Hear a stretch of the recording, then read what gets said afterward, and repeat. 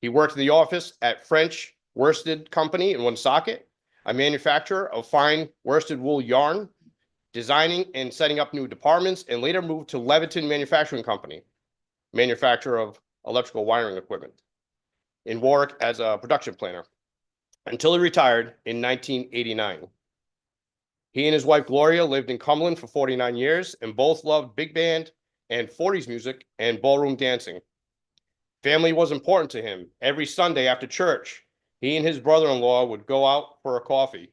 Summer weekends were spent with family at his sister's beach house in Galilee, having dinner and lively conversation.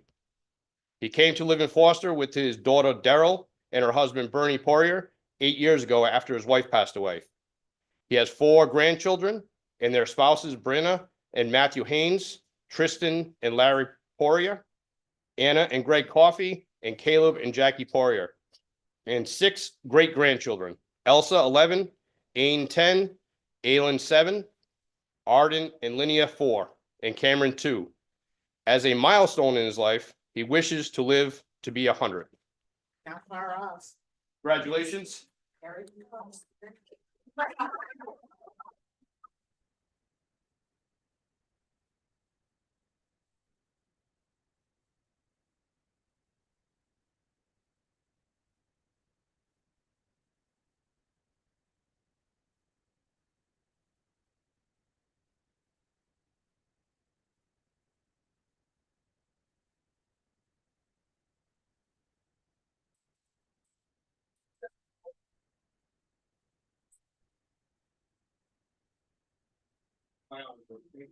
Congratulations.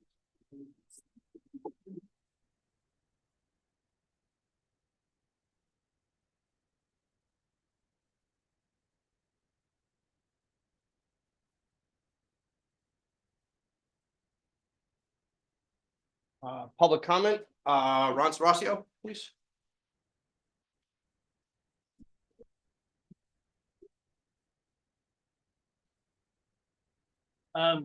Ron Spacio, Plainfield Pike. I was wondering if anybody on the council would like to take a shot at how much a fire truck has escalated in the last 35 years. They're They almost, can't answer, I know. I just did that for fun. almost $1 million. If I tell you 900%, 900%, some trucks 700%, in the same time, the town has increased its revenue stream less than 100%. So 900 minus 100, that's where you are. Now, 3 or 4 years ago, maybe 5, we started to present, the planning board started to present to the treasurer and the council at that time to lease fire trucks, ambulances, and highway trucks. So you continue to operate the same way. 3 or 4 years putting money away to buy a fire truck when that money should be in operating. If it was in operating, leasing, you could use the rest of it to fix every building in town that's destroyed. Every building in this town is falling apart.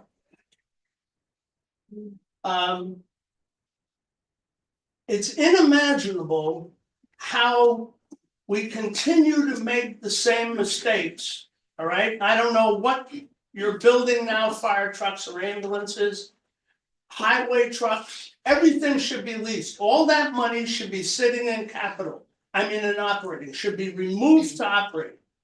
The reason your fire station started at 3 million and is now 9 million, being built at 5.3, which is 2/3 of the original 3 million. Ron, did you mean the police station? Not fire. I'm sorry, the police Yes. station. Is because you do everything in capital and you have no money in operating. Now you have your bond. So the idea of stacking money in capital is a continued mistake. And while you do that, all right, now I put out something that we're $6 million short every year and everybody laughed at me, right? But if there's a 2% inflation nationwide, the town inflation is any place between 7 and 12%. And you have not raised taxes. you kept cutting operating and cutting taxes. Once, I'm sorry, I'm gonna say this wrong, twice John Lewis, zero budgets. Once Gordon Rogers, we keep electing the same people, we keep making the same mistakes. And if any of you think, 1990, I said we had to close the Foster Center Fire Station because I could predict the money wasn't gonna be here in the future the way we operate. And I've contacted you 2 or 3 times to have this conversation Mhm. privately. Finally, I had him come here. So I quit coming here after 35 years because obviously nobody ever wants to hear from me. All right. So if you go into this financial meeting and present to the people that you're gonna hire 10 policemen and every year have 5 and every year take that money and put it back into the operating budget. And you continue to operate the way you are. You're gonna close this town down. And guess what I'm gonna blame it on? I'm gonna blame it on the people we elect. And mostly we elect Republicans, conservative Republicans. And maybe Stoney, I must have said 3 years or 4 years away to you, go away. Heidi, go away. I know you told me that. All right, keep staying here. These people want to keep seeing their town fall apart. Thank you for your time. Thank you. Go. Once in a while. All right, consent agenda? I make a motion, we accept the consent agenda as presented with the exception of the March 13th meeting. Okay. All right, we have a motion and a second. Minus the March 13th meeting. All in favor? Aye. Opposed? Right, that passed. March 13th. Make a motion to accept the March 13th minutes. Second. Okay, we have a motion and a second. All in favor? Aye. See, I'm abstaining. I wasn't Abstain. present. Okay, that's what I'm saying. Okay. In favor? Sorry. Good. Opposed? All right, passes. All right, old business. Thank you.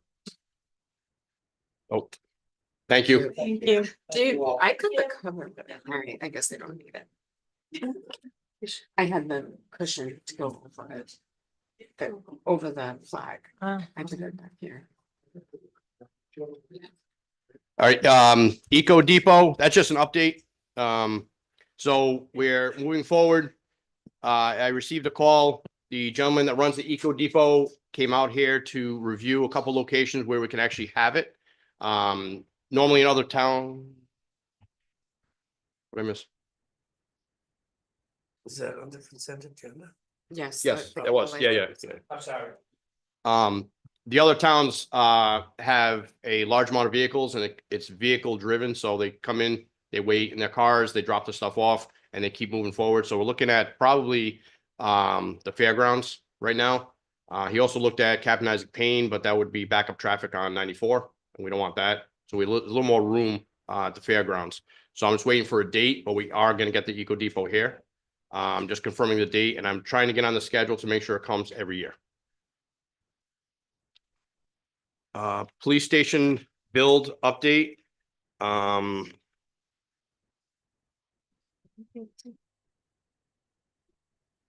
that.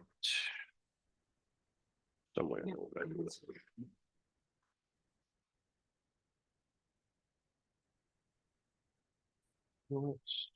It's my safe Oh, there's- energy. I just need Yep. this.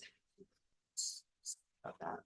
All right, NEC has completed the design documents to the construction documents level.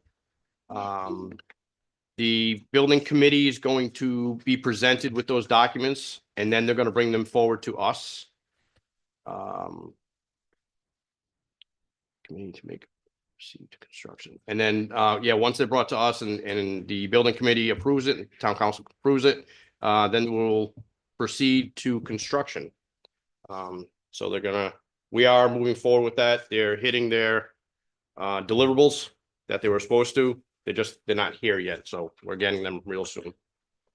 So are we still, I don't even know if this thing is No. on. All Yeah, right, you're now on. it's, are we still looking at shoveling the ground in the spring? Yes, We still as are. of right now, we are. Yes, okay. That's it for old business. New business. We have a housing proposal presentation from our representative, Michael Chippendale.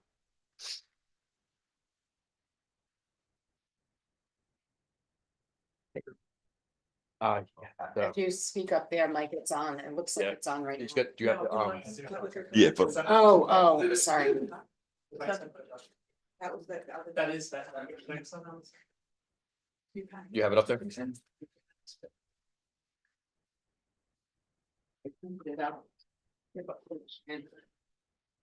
It should be a PowerPoint. Oh, thank you.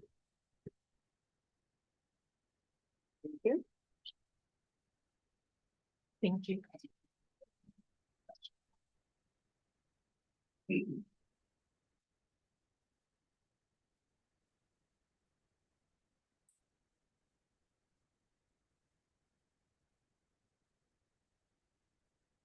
Just one sec. We're gonna get up on the screen so everyone at home can see it too.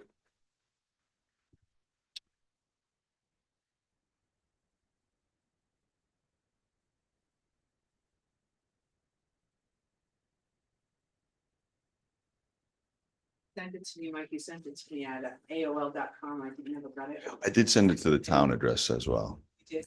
Yeah. I can resend it right now if it, If you if, resend it to me, it'll probably work better, since I have his email, and so I can send it back to my crazy.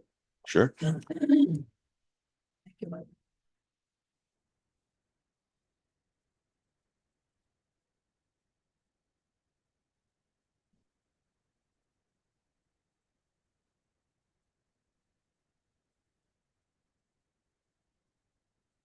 Okay, that's going to probably take a few moments to get over. I can introduce the proposal prior to the PowerPoint being ready, if that's okay. Yep, Okay, absolutely. thank you. I'm here tonight in my official capacity as the state representative for the town of Foster, but I'm also here as a Foster resident who cannot imagine himself living anywhere else in Rhode Island. I'm offering this proposal to the town council for their consideration, and after tonight, I will leave it to the town council for any modifications, adjustments, rewrites, or outright dismissal. The reason I'm offering it is because I care deeply about our town and the people who live here. I've also had the honor of serving the people of Foster in the legislature for the past 15 years. And in my role as a legislator, I've been in the midst of the statewide affordable housing initiatives that have been coming out of Providence at a rapid rate and backed by a tremendous amount of taxpayer money. The proposal that I'm offering tonight represents an opportunity for the town of Foster and the people of Foster to take control of how affordable housing is developed in our community. I cannot emphasize enough that if we do not take control of it, the state of Rhode Island will, and will have zero input into how it's done. The House Commission to Study Housing Affordability was founded in 2021, and I'm one of 3 legislators on the commission, along with housing agencies, housing experts, developers, and community planners. The commission was founded to study the Low to Moderate Income Housing Act of 1991. For the 3rd year in a row, 2025 is looking at a suite of 12 bills that will likely pass into law in the legislature this year. The past 2 years' worth of bills brought sweeping changes to how housing is developed in Rhode Island. We've seen a loss of local control on many of the planning, zoning, development, and review elements that our towns have relied upon to maintain control of our town's future. The bills proposed this year will take that even further. And the time to act is now, whether it's with this proposal, some version of this proposal, or something entirely different. This cannot be treated as a wait-and-see issue for our town. I cannot emphasize this strongly enough to the town council and the people of Foster. We do not want the people in Providence making decisions for our town. Has it arrived? Am I clicking or just indicating next? Okay, great. So, I mean, everyone in town is very familiar with Hemlock Village, right? That's our federal affordable housing complex in the town. It's laid back off the road. You don't really see it. You don't know it's there unless you go in there or you have a reason to go in there. And the impact on the town is virtually unnoticeable. Regrettably, and this is where I'm going to want to keep pace with that. Oh, beautiful. All righty. We can go to the next one. Yeah. Thank you. So the words affordable housing conjure up all sorts of images in folks' heads. And what does affordable housing mean? It simply means it's housing that is priced affordably. And how is it that it's determined to be affordable? It's for working families who earn a certain percentage of our area median income. Area median income is a figure that's used for housing by HUD, by all sorts of financing agencies. And in the state of Rhode Island, we have three requirements for affordable housing. It has to be, the income requirement has to be met. It has to be deed restricted for 30 years as affordable, and it has to have some form of a government subsidy, whether it's for the building or refurbishing of that property. We can go to the next slide. The law mandates, so something funky happened with the graphic there, so I apologize in advance. But I'll read the figures. The state mandate for affordable housing is that we have 10% in every one of our communities in the state. And that's been in effect since 1991 for over 30 years. And only one town in the state has ever hit that organically, and that's the town of Burrillville. And Burrillville was able to do that because the intrepid entrepreneur in the early 20th century, Mr. Levi, when he built the mills in that town, he also saw fit to put underground utilities, gas, water, and sewer under the streets. So that's why Burrillville has been able to, because they just simply hook up to the connections and they're good to go. That's one of the biggest detractors for developers in towns like Foster, where you're essentially speculating that you will hit water at a certain depth, you will have no ledge, and you'll be able to install a septic as you planned. But that's just not how it works when building in Foster. So if we look at the town of Foster based on the local statistics, the most recent statistics, and everything that I give in as far as figures go are none of it is pulled out of thin air. It is all backed up statistically. A 10%, we have 1,816 houses in Foster. 10% of that would be 181.6. So let's just say 182. We only have 36 approved. We need 146 more. So we're under 2% in our affordable housing stock right now. And what that does is it makes us a target. It makes us a target for Providence when they're looking at towns and whether or not towns are making progress. And it makes us a target for developers who may want to develop their own way. We can go to the next slide. So when we look at area median income, which is the figure that I was speaking of earlier, we will see right there in actual figures what that equates to. So in a one-person household, a person who makes $62,000, almost $63,000 a year would qualify for affordable housing. On the lowest end, a person making $23,600 would also qualify, but that would be what's called very low income. That would be VLI housing. But the state law at 80% is really where we need to be. So if you go further down, you see a two-person, let's say it's a three-person household, they can make $80,000, almost $81,000 a year, and they would still qualify for affordable housing. So what we're talking about when we talk about the folks who live in affordable housing, we're talking about our friends, our neighbors, our family. We're talking about teachers, firemen, policemen, folks who work in the town, who maybe own a business or want to own a business in the town. These are our neighbors. These are us. It's gotten to the point in Rhode Island where housing in general has become extremely affordable. What low to moderate income housing is not, it's not public housing. It's not a handout. It's not owned by the state or the federal government. It's developed and maintained by the town of Foster. Foster would have dominion over that property, how it's developed, how it's operated, and how it's run. We can go to the next slide. Thank you. If we look at the demographics of the town of Foster, we see strong indicators of where we are as a town. The median age in Foster is 46.5 years old. Providence County, which is kind of we are in, it's 37.9 years old, and in the entire state of Rhode Island, it's 40.5. We're an older town. We're an aging town. The historical population trends up there, they're pretty interesting. 4,274 folks in 2000. And then we saw a jump in the 2010 census by 7.8%. I attribute that to an article that appeared in the Rhode Island Monthly magazine that said Foster was the most desirable town to live in the state. And we saw for sale signs falling down on every piece of property in town and houses were being built. But then you see it readjusted back down another 3% in the 2020 census. But if you look at the bar chart on the right, you see that on the further end of the spectrum, in these, I can't read that from here, which is nobody's fault but my own terrible eyes.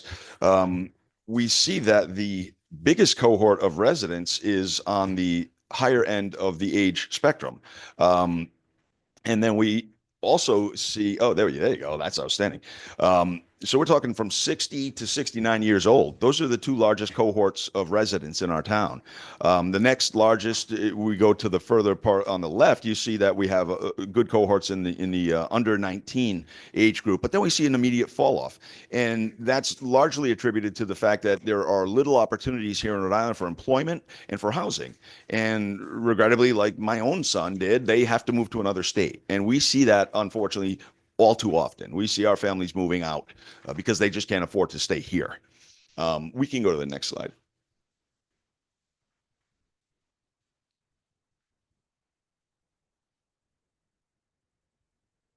Okay, so this just gives a little bit of an outline of what it costs to buy a house. The average house price in Rhode Island, sale price, is $450,000 right now. With all of that laid out right there, and going by what's called the 30% rule, which is when we are paying for our housing and paying to keep our housing maintained and operated, gas, electricity, it should be no more than 30% of your income. Your required income is $174,500 to buy a house at that price point. There are very few young professionals and young families getting started who can afford that. There are very few elderly or senior residents who maybe live in a multi-generational home that they're unable to, with their Social Security check and or pension, to maintain, and maybe they want to downsize and move into something that's grade level and accessible. They can't do that at this price point, particularly if they're relying on Social Security income and a pension income. We can go to the next slide. And this is a staggering figure right here. Rhode Island seniors, this is an average, and so obviously there are folks on other ends of this spectrum, but the average Social Security and pension income in Rhode Island is between $27,000 and $40,000 for many of our retirees. Our younger residents, it's around $85,000. So you can see, based on the figures in the last slide, that is unattainable for many people to get into housing. We can go to the next slide. So what can we do to take control of this in Foster? We can very easily take control of this by taking charge of how this will be unrolled, how this will be implemented in our town. If we look at the figures that I just provided, and we look at moving or transitioning a senior resident from a home that, again, is maybe too large for them, it's going to be a burden for them to pay their taxes, and the town of Foster, to its great credit, does not go to tax sales. The town works with folks who are struggling to pay their property taxes to ensure that they're able to stay in their community. And that's virtuous, and that's good. And a lot of those folks, if they had an opportunity, would move into something like a Hemlock Village. And you can do that. You can still sell your house, and you can even make $1 million on the house. If that's in the bank, you're good. If your income is still at that level, you would qualify for a age-restricted and accessible, affordable unit. What that will do is then free up that house, which oftentimes, and we've heard this from the folks in Meals on Wheels, we hear this from a lot of folks who visit and check in on our elder and senior residents, that the houses are in great disrepair, oftentimes unsafe to live in. They are run down and too large, And that resident would gladly accept a manageable size unit that's grade level, no stairs, that they can get in and out and has a sense of community. They would then free up that house for the market, where our younger professionals, as we saw in the chart, could actually have a shot at buying a house. And then they would refurbish that house and the value of that house would come up.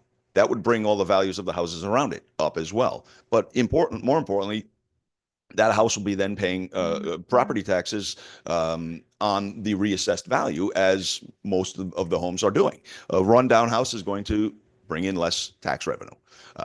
And that will allow our younger residents to stay in the town by purchasing one of these houses. And it allows our senior residents to age in the community that they were born in. One of the most consistent things that back in 2010, when I was first running for election, that I encountered with folks, particularly not just Foster, but Gloucester, Foster, and Western Coventry, was I was born here, damn it, and I'm going to die here. And I appreciate that. And I want our community to be able to age in the community and live here their entire lives. When we also hear about the rural character of Foster, that rural character comes out through those residents. If you just look at our boards and commissions in town, these are our senior residents. They have a great trove of historical and institutional knowledge about our town. Thank God that we have these dedicated folks who do step up for our boards, because this town, as everyone here is aware, is largely volunteer run. By keeping those folks in our town and by keeping the younger generation, allowing them to plant roots in the town of Foster and grow a family here, we are ensuring that our rural character stays in place. Now, when we can go to the next slide. So this proposal is based on what I have seen over the past 4 years in the Housing Affordability Commission, as well as through multi-state governmental organizations, where I am able to interact with other states to see how they do things. How are you overcoming this challenge? How are you overcoming that challenge? So through all of that investment of focus, I feel this is something that our town will be able to pull off and start to move towards that 10% goal, while also preserving our town by preserving our residents here. This development could be anywhere. I know that the town owns property here. I know the town has some land in other places. Obviously, that's where I would look first, right? Is town that we already hold. The beauty of developing this is we would develop a mix of low to moderate income and market rate housing, or we could do all low to moderate income with different spectrums. We can, and I think it would be wise to build in community spaces and some conservation land as well. That can include walking trails for the residents. The community space can actually turn into sort of a senior center or community center like our sister town of Gloucester has, which I can tell you from firsthand experience, that senior center has it revived the senior population in town. They have things to do and places to go now where they can interact with the community. And it also puts, with the rec fields being located where they are, it also puts that homogeneous blend of young and older folks in the same area where appreciation is gained and a sense of community is gained. It would be town owned and managed. It would be the property of the town of Foster. The town of Foster would oversee the development. They would also run the property and run it as any property owner would. There would be state and federal funding opportunities which would fund it, and there would be no direct impact on property taxes. And we would also get septic and well infrastructure out of this as well for the development. And the no direct impact on property taxes line is probably the one that, if we had everyone in Foster in this room right now, they would want to know more about. Yeah. And when we do projects in town, let's take, for example, investing in our own infrastructure, like our police station, we bond, and those bonds will go to the property tax base, and they have to be paid through property taxes, as do most capital improvements in the town. However, when you're building housing, you can do either directly or indirectly through Rhode Island Housing or something else, where they are able to float what are called revenue bonds. And revenue bonds do not go to your tax base because revenue bonds are written based on what revenue would be produced by the product built with the bond. Excuse me. So there is no taxpayer money on the line there, and a revenue bond will not be written by a bond counsel if the revenue won't pay for the bond. It would be a poor investment of the investors, so they would never write it. There's no danger once you get that revenue bond. No foreseeable or forecastable danger in executing the life of that project based on what you went into the bond council with. That does not go to the tax base. That is all based on the revenue of that property. So the taxpayers of Foster won't see an increase in their property taxes because that's how it would be supported and built would be through that mechanism there and revenue bonds. General obligation bonds are a very different thing. That's where the full faith and credit of the people of the town and the town itself would be on the hook to pay. Revenue bonds are very different. And I don't want to spend the entire evening on that point, but I suspect that questions will come up on that, and I'm always going to be available for the town council if more information is needed on any of these things. We can go to the next slide. So you can, and I urge, otherwise this wouldn't really accomplish everything we wanted, that we target our residents, that and we are able to legally do that. We can do a percentage-based preference, which we can also do a downsizing priority where a person who is moving out of a larger house can get priority to move into one of these units, thus making that unit available. Fair housing compliance is always going to be in effect. So there would be no discrimination of somebody from another town who wanted to move here. But with the percentage-based preference, you're giving either existing residents, familial ties to existing residents, or former residents who either had to move out for whatever reason or grew up in the town. You would be giving them preference and first crack at these units. Again, state and federal grant opportunities. There are a number of funding sources for these types of projects that cover every aspect about it. There's federal and state grants, which are free money. HUD community development block grants, so everyone's familiar with those. There are low income housing tax credits, both federally and in Rhode Island. There's USDA rural development grants and loans, and of course there's Rhode Island housing funds. And the Rhode Island Infrastructure Bank for well and septic issues, we would engage them. And there's also the Clean Water State Revolving Fund. There is no shortage of funding in the state of Rhode Island. There are actually several more. There's no shortage of funding sources. And if the town of Foster starts to initiate a plan of their own volition, the state is going to want to help us achieve our goals. And to really just be simple about how it would go, it would be, hey, state, here's our plan, here's what we're doing. Here are the challenges we have, and here's what we need you to do for us. And that will happen.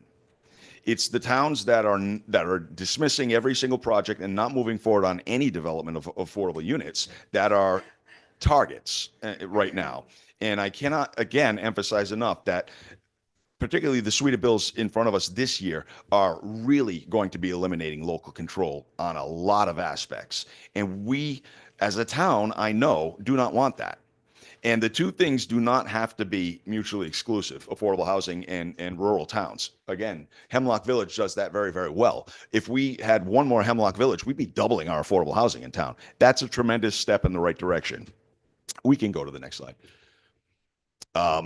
So the positive community impact of something like this, of which there are many, is the property tax revenue growth, which is what I spoke of when we talk about an older rundown house being bought by one of our younger families, and then it appreciates when they refurb the house. That increases, obviously, our tax base. It allows also our senior residents to age in the community, giving them financial relief, giving them accessibility and safety, and it helps us retain our character through the retention of these longtime residents. We can go to the next slide. The implementation plan and the next steps.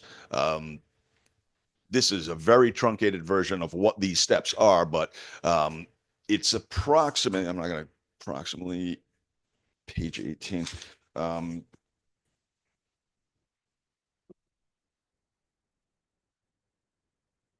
Yeah.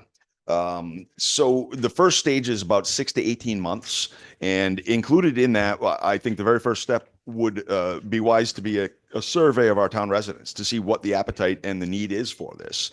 That can also help inform us as far as how many units we would need. This can very easily on a piece of land of this size be a 30-unit development without having a tremendous impact on really anything. Phase 2, which is the funding and development, is a 12 to 24-month phase. And phase 3 is a 2 to 3 year phase, which is construction and occupancy. I have offered this presentation a couple of times with the planning fellow and the planner, as well as the council president. So I may have forgotten to say something because I've repeated myself so many times over the past couple of weeks. Council President, can you think of anything right now that I glaringly omitted? No, I can't think of anything. Okay. Yeah, I think you covered everything. The document in front of you is by no means a comprehensive plan for this, but it is a much more comprehensive representation of what it is I think will work for our town. I encourage you all to freely look through that, and I think perhaps even if it could be posted for public review, I think that would be valuable to the folks in town to review this. Again, there's no pride in authorship on this.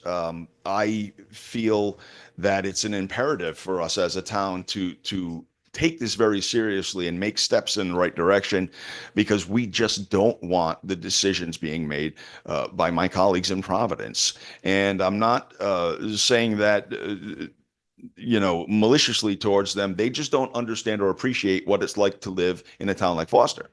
There are 13 delegates in Providence alone in the House. And I represent Foster, Gloucester, and Coventry.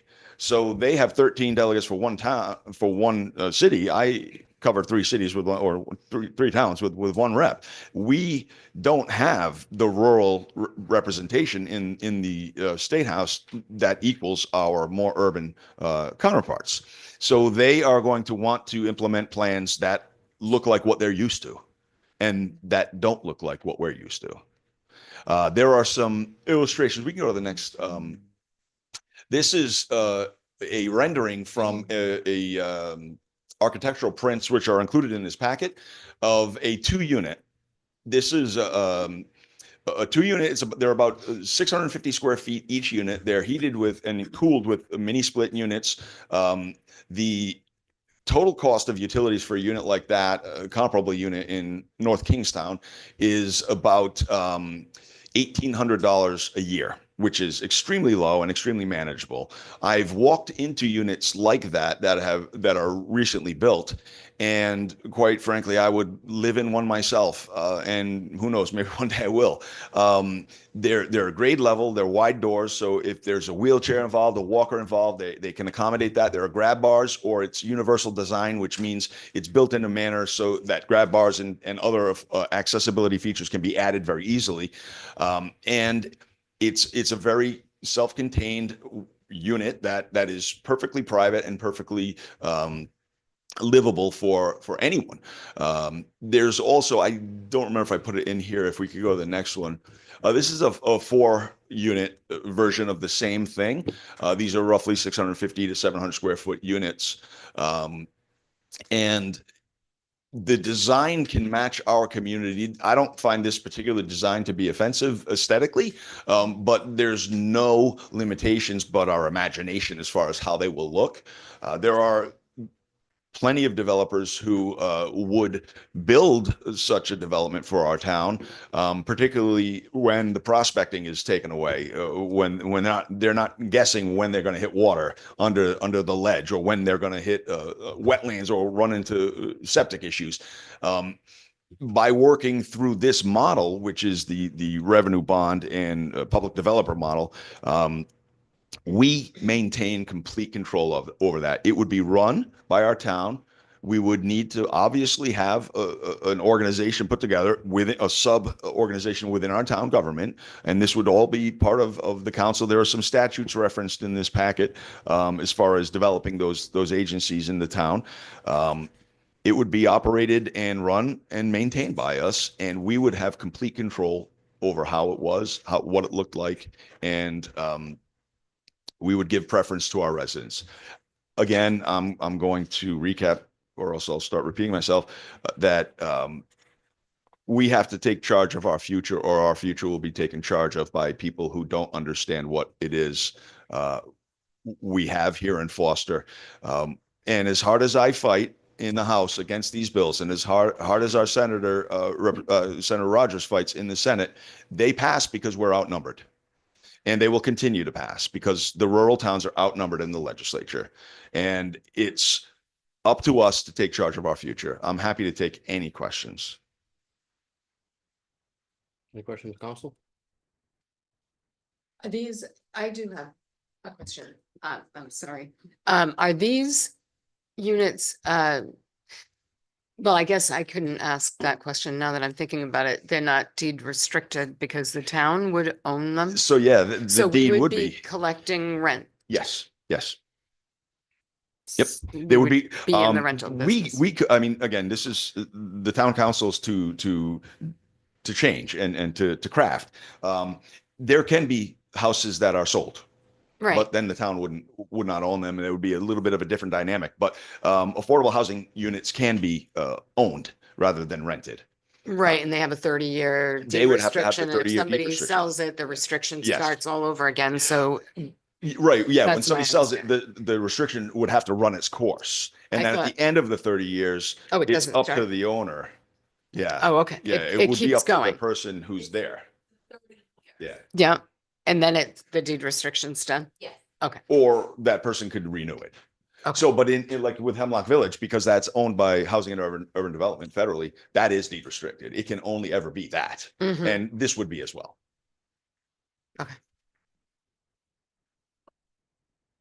Any other questions? Fantastic. All right. I Thank remain you. available for anybody who ever needs any questions about this, but I will not meddle any further. Yes. Hi. Yes, absolutely.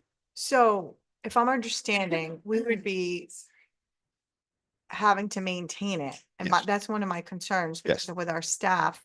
So isn't this counterproductive to have to hire staff to actually maintain this? Well, that would be part of the revenue bonding part is the operation and maintenance of it. So if it required another FTE in DPW, let's say, Okay. for the lawn and the painting, you know, the trim or whatever, that would be part of the calculation when the revenue bonds are sought, so that the rents coming in are able to pay for that as well. Okay, This should, if through the revenue bond model, if executed properly, there should be no costs outside of what that revenue stream is. okay. And that includes any increase in again, FTEs. And the bonds are generally for what period of time?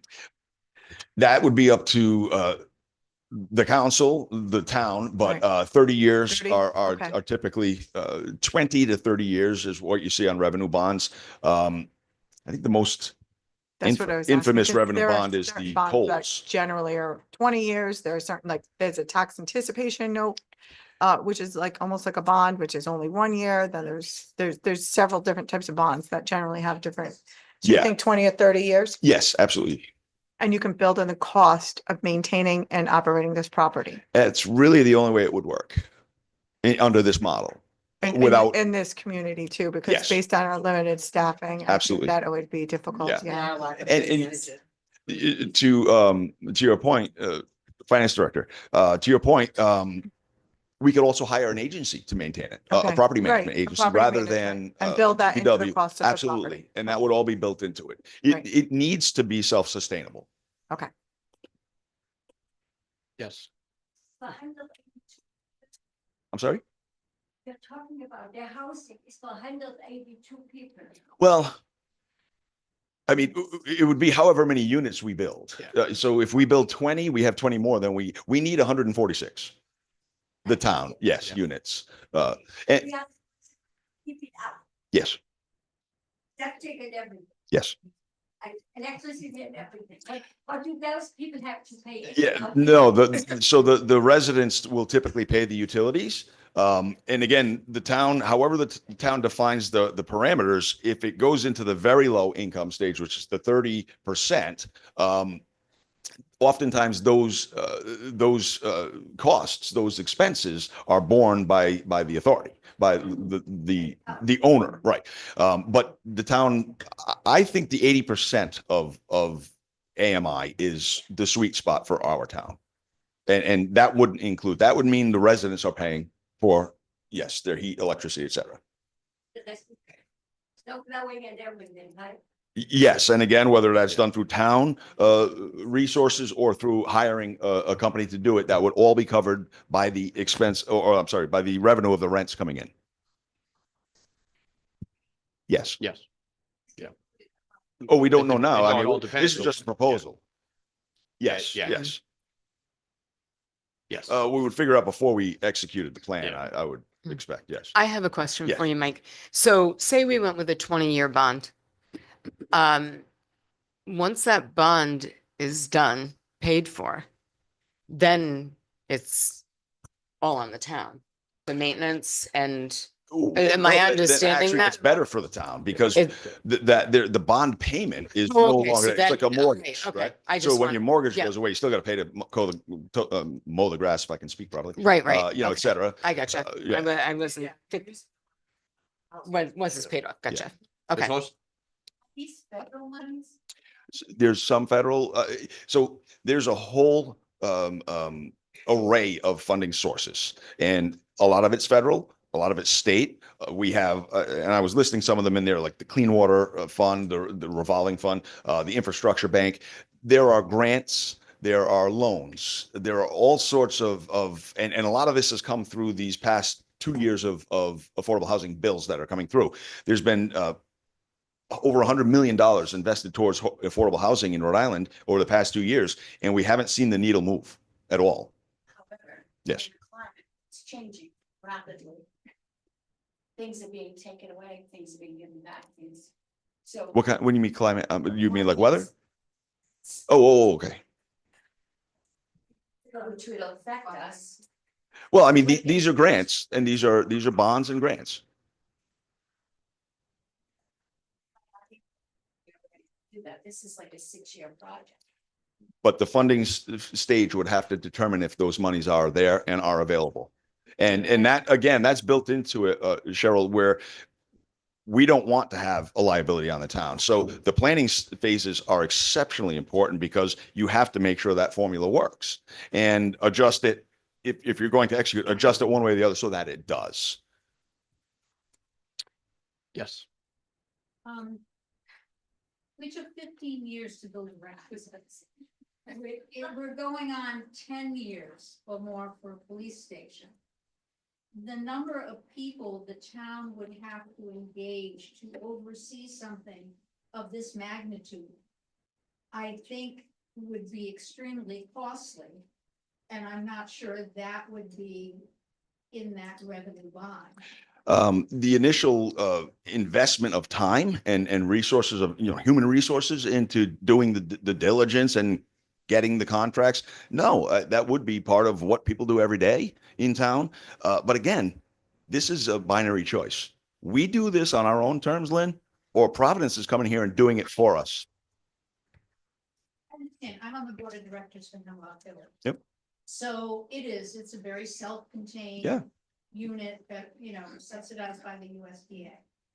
I'm just concerned that it would end up being an albatross around the town's neck. Because at this point, and I don't see it changing in the near future, this town administratively is not built for something like that. We need to become built for something like that, Lynn, or someone's going to come here and build us for that. Everything costs money. If an affordable housing complex is built here with the developer's private money, they're going to do it the way they want because it's their money. And they will go for the highest density we could possibly imagine. And that means a 50-acre field in this town will have hundreds of units on it. Yes. And that's what they're building right now throughout the state. They can. Because- They have change zones. State Yes. They override it. Yeah. And They go before a different board absolutely. Yeah. and take it right out. And that's going to get worse this year. There are some bills, particularly with subdivisions, which I fear the most is the subdivision bill this year, because you could take a 50-acre lot or any acreage lot, subdivide it, put a private road in there and build the densest housing you can possibly imagine. And we cannot stop that. Then we have Lake Providence. So we either control our future or someone's going to control it for us. So Mike, even like right now, on a 5-acre lot, Mhm. they could come in, put 5 LMI units, Easy. or, well, some is profit and some LMI, but then each one of those units can have an ADU.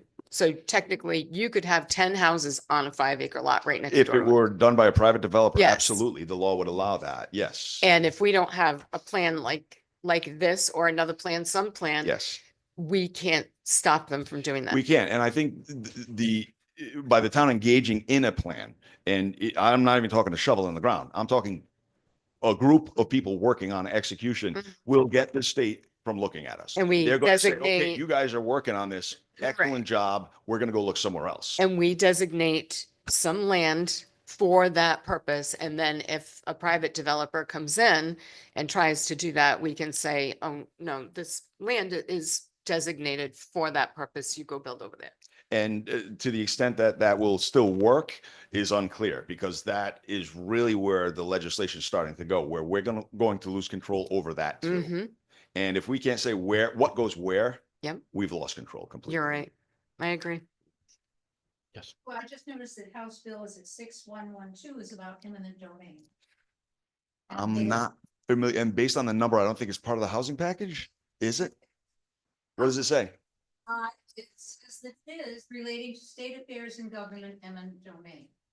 And this basically says that they are going to extend the ability for a town or city to take land not only for commercial, but also for housing. Okay.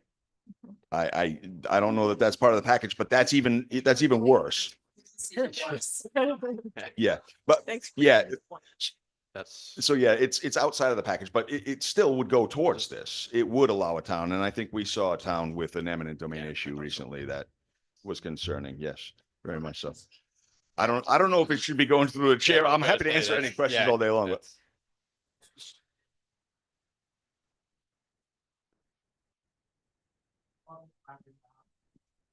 Would the state have the ability to override ISDS? Because No. when you start talking about, No. cramming in. Yeah. 100 units in a 50-acre parcel. That our soils cannot support that. Yeah. So there is that's like the giant fear thing hanging. Absolutely. But as long as the state can't override ISDS requirements and yes, people on drinking water wells, and one of the things we're gonna talk about tonight is regarding spacing of structures and so forth, for Mhm. fire reasons. I just like, thank you. yeah. So what we have not touched as a legislature is anything that DEM has dominion over, and that would include ISDS and wetlands. There is oddly very little statutory language regarding wells and well water. Typically, any sort of requirements are born out of a mortgage company before you buy the house. They want to see clarity and volume and things of that nature. The state doesn't really seem to care about that. But these 2 units, these duplex units, can be built on a 1/4-acre lot with a bottomless sand septic system and a well. And in fact, in North Kingstown, they are. So you could put 2 units on a 1/4 acre and make it work. I will, because there are regulations. And that would, I think, be the way we would want to go anyway, is with a community supply well. And there are Yeah. regulations on, you're absolutely right about that. The individual wells for homes do not have the same requirements. so I think this is a great proposal. And one of the things about the town that we're moving forward with is one of the things we already did was planning. So we are bringing in people to help. And that's why we went with the fellow. This council decided we're going to go with a fellow that the state provided. And that fellow is working on housing.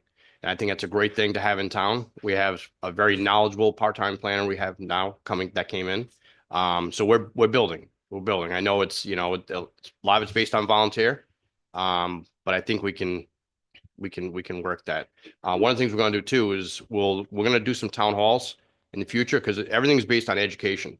So this isn't the only time we're gonna have this. Is just proposal kickoff, which I think is great. Thank you, Rep. But we are gonna have some town halls where people can come and ask questions. And we can really narrow down on some questions. We'll bring some subject matter experts in that can actually answer some of your questions. I mean, I know this parcel, which is in Yeah. the historic district and Wood Loudon. I don't know of any other large pieces. Yeah, we have one on 94. That was due to a tax sale.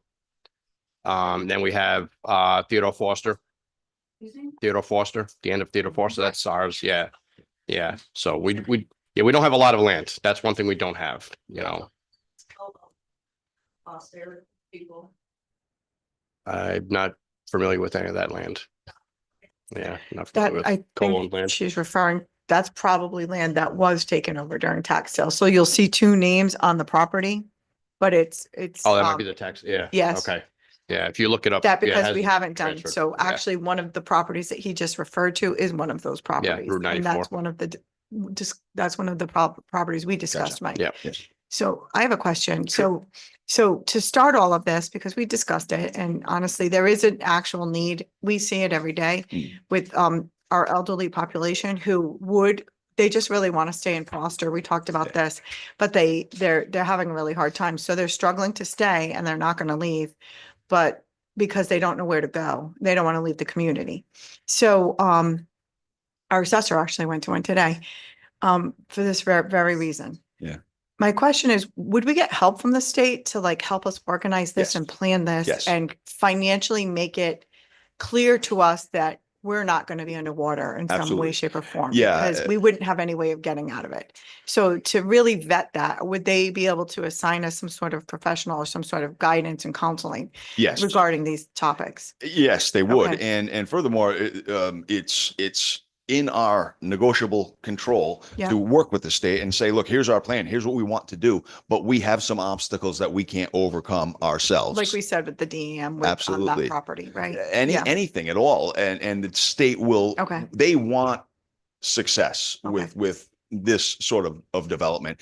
It's in the state's best interest to help us. And again, if we're showing forward momentum, it's like the Okay. kid who's getting their grades up. If they're showing the effort, they're not going to get the teachers rapping the knuckles with the ruler. That's But we don't want to see. We want to be above. we do. So. We do. So we don't might wanna need see. some help with that. That's all I'm Yeah. saying, just to organize it, because it's kind of to wrap our heads around it. It's that's a big is. change from what we do and how we operate. And I honestly, it makes me nervous, even though I know that it's good for the town in some ways. Yeah. I understand completely. Yeah. Thank you, Rep. I Thank appreciate you it. very much. I We'll be appreciate talking. your time. Thank you.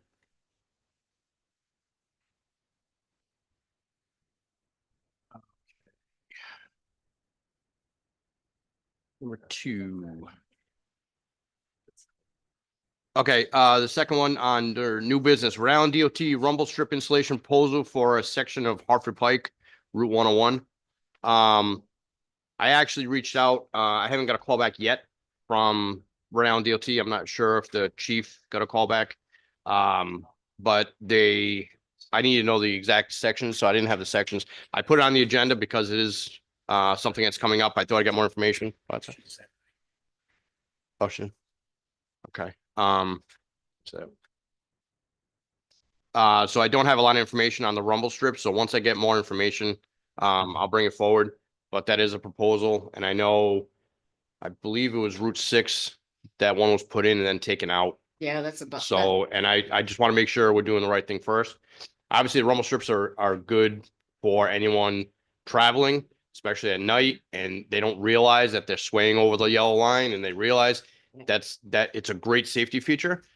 The downside is it's very loud for the residents, and 101 is it's louder there. There's more residents there on 101 than there are on Route 6 we still end up getting it taken out over there.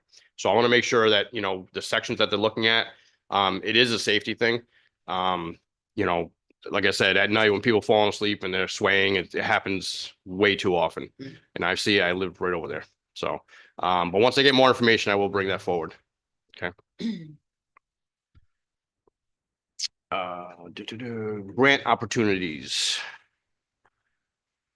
You want to take that, Kelly?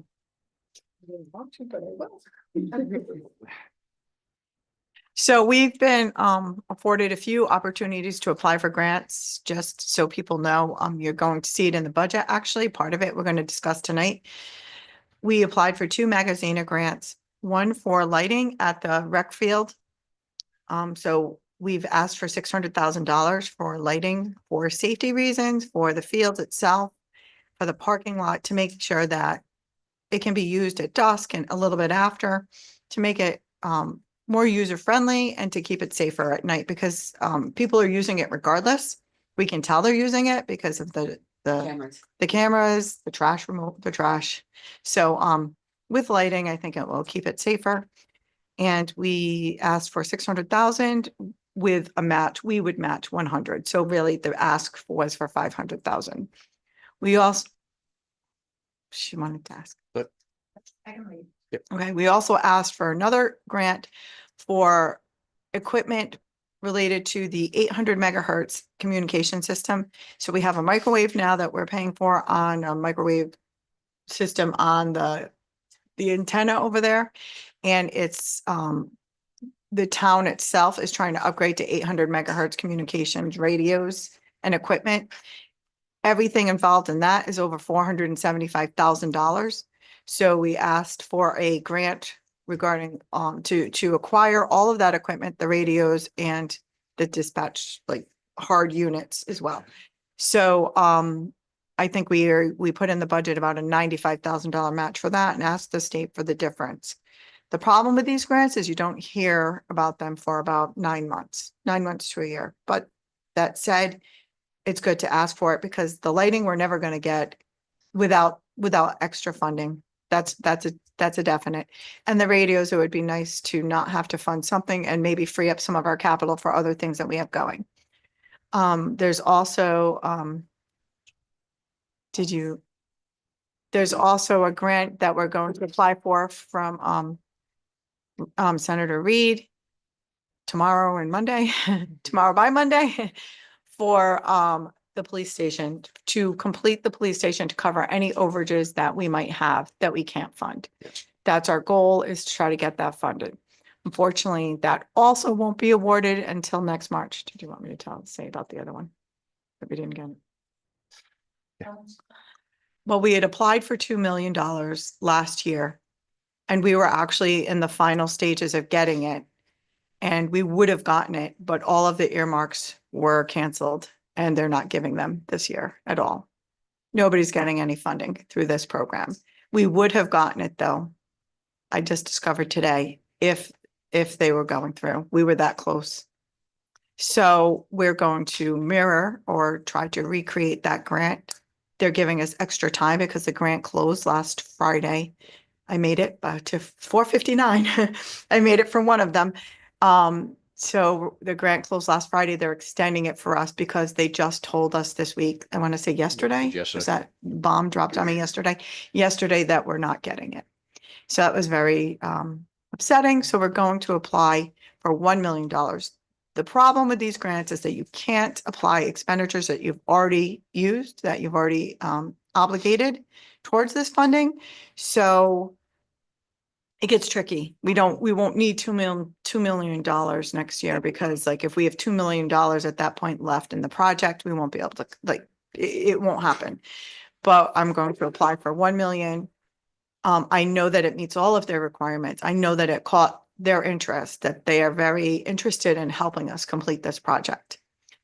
I think the one obstacle would be if they again canceled the earmarks. So there's no guarantee. We do actually have a really good cause. We have a very good advocate in Senator Reed regarding this program and his staff in Washington. I've spoken to them several times. They've already vetted all of the questions regarding the land, regarding the DEM requirements, regarding historical preservation, regarding all of those things we've already vetted.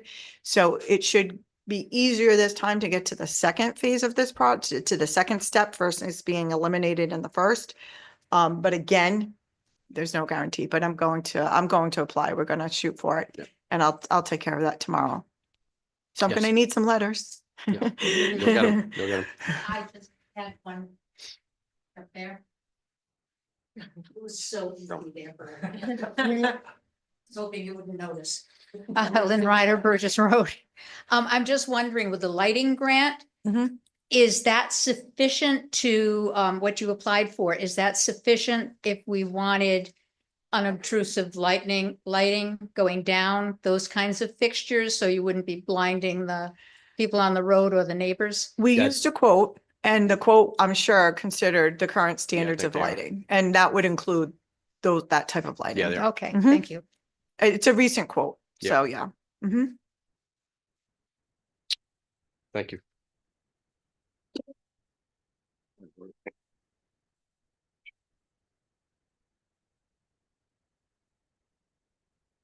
Okay, appointment of interim town planner Peter LaPola as administrative officer. I will entertain a motion.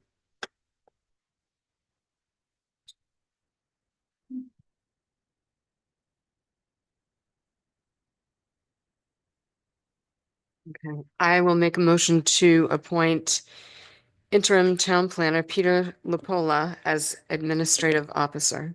Second. We have a motion and a second. Is there any discussion? And this is just to give him the authority to sign off. Yes. Right. Yes, okay. Exactly. Any other discussion?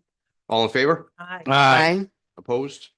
Can I say that he's been great to work with? He- Incredibly knowledgeable. He seems very good. Very knowledgeable. Keep hearing that. Okay, number 5, resolution regarding the 2025 gun control legislation. I'll read that. Bear with me, this is long, but it's important. Okay, this is resolution of the town of Foster, resolution number 2025-1, opposition to Rhode Island 2025 gun control legislation. Whereas the town council of the town of Foster pursuant to Rhode Island statute and the town of Foster charter is vested with the authority of administering the affairs of the town of Foster, Rhode Island. And whereas the Second Amendment to the United States Constitution, ratified on December 15th, 1791, as part of the Bill of Rights, protects the individual rights of the people to keep and bear arms. And whereas the United States Supreme Court in District of Columbia versus Heller, 554 US 570, 2008, affirmed an individual's right to possess firearms unconnected with service in the militia for traditionally lawful purposes. And whereas the United States Supreme Court in McDonald versus Chicago, 561 US 742 in 2010, affirmed that the right of an individual to keep and bear arms as protected under the Second Amendment is incorporated by the Due Process Clause of the 14th Amendment and is applicable to the states. And whereas the United States Supreme Court in United States versus Miller, 307 US 174 in 1939, opined that firearms that are part of ordinary military equipment or with use that could contribute to the common defense are protected by the Second Amendment. And whereas Article 1, Section 22 of the Rhode Island Constitution adopted in 1842 provides that the right of the people to keep and bear arms shall not be infringed. And whereas Article 1, Section 6 of the Rhode Island Constitution provides that the right of the people to be secure in their persons, papers, and possessions against unreasonable searches and seizures shall not be violated, and no warrant shall issue but on complaint in writing upon probable cause, supported by oath or affirmation, and describing as nearly as many as may be the place to be searched and the persons or things to be seized. And whereas, as a matter of general principle, and in recognition of over 230 years of lawmaking under the guidance of the Constitution for the United States of America, having properly established numerous laws regarding criminal use of firearms that are wholly adequate when judiciously enforced, such that additional laws are unneeded, any law which upon passage renders a lifelong law-abiding citizen a felon through no action of their own is an unjustified law and should be unconstitutional under multiple amendments in the Bill of Rights. And whereas it is the desire of the Town Council of the Town of Foster to declare its support of the Second Amendment to the United States Constitution and to the provisions of the Rhode Island Constitution, which protect the citizens of the state of Rhode Island's individual right to keep and bear arms. And whereas the Foster Town Council members each took an oath to support and defend the United States Constitution, the Rhode Island Constitution, and the laws of the state of Rhode Island, which are not deemed unconstitutional by a court of competent jurisdiction, and the charter of the town of Foster. And whereas the Foster Town Council members give great weight to and adhere to the belief of James Madison Jr., the fourth president of these great United States, that oppressors can tyrannize only when they achieve a standing army, an enslaved press, and a disarmed populace. And whereas the Foster Town Council desires to protect the rights of law-abiding citizens, individuals have committed crimes with firearms should be fully prosecuted with existing laws on the books. And whereas bills that have been passed and are being considered by the General Assembly would require the confiscation and storage of otherwise lawfully owned firearms and make the towns and cities of Rhode Island responsible for these costs. And whereas Rhode Island General Law 11-47-41, government firearm registration prohibited specifically says, no government agency of this state or its political subdivisions shall keep or cause to be kept any list or register of privately owned firearms or any list or register of the owners of those firearms, provided that the provisions of this section shall not apply to firearms which have been used in committing any crime of violence, nor to any person who has been convicted of a crime of violence. And whereas Rhode Island firearm purchase requirements already include a background check and 7-day waiting period and a blue card for the purchase of handguns, and additionally, a lengthy process for obtaining a concealed carry permit, all evidence of some of the most restrictive gun purchase ownership laws in the country. And whereas John Hopkins Bloomberg School of Public Health Center for Gun Violence Solutions report that Rhode Island had the lowest overall gun death rate and gun suicide rate in the country in 2022, is further evidence of the effectiveness of laws already in existence in Rhode Island. And whereas the limited gun violence that does exist is not from law-abiding citizens who own firearms, but from criminals who pay no attention to any existing or proposed laws. So it naturally follows that any bills restricting the rights of firearm owners will have no impact on the criminal element responsible for gun violence. And whereas the so-called assault weapons targeted in proposed legislation is sweepingly broad and includes many semi-automatic rifles, shotguns, and handguns in common competition and hunting usage, none of which have been part of the so-called gun problem. And whereas these bills not only penalize law-abiding citizens from exercising their constitutional right for owning a firearm, but they also damage federally licensed firearm dealers who are Rhode Island business owners. They would most certainly restrict their sales and livelihood. And whereas the Rhode Island General Assembly in its 2025 legislative session has pending before it bills regulating and restricting the rights afforded the citizens of the state of Rhode Island through the Second Amendment to the United States Constitution and the Constitution of the state of Rhode Island, most notably including but not limited to House Bill 5436 and Senate Bill 359. The Rhode Island Assault Weapons Ban Act of 2025 would prohibit the possession of assault weapons, defined very broadly to include a wide range of semi-automatic firearms, making these bills more accurately the Rhode Island Semi-Automatic Firearms Ban of 2025.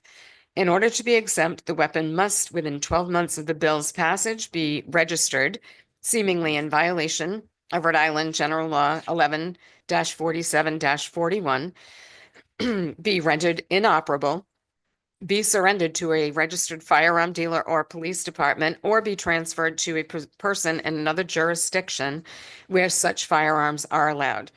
It would also require any heirs of a decedent to surrender or transfer the firearm.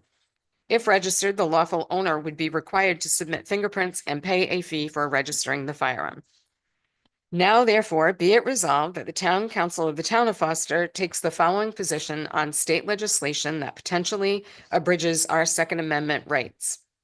We find and declare that these gun restriction bills, if enacted by the Rhode Island General Assembly, infringe upon the rights of the people of the town of Foster and the people of the state of Rhode Island to keep and bear arms. We are collectively opposed to the infringement of these rights established by our founding fathers.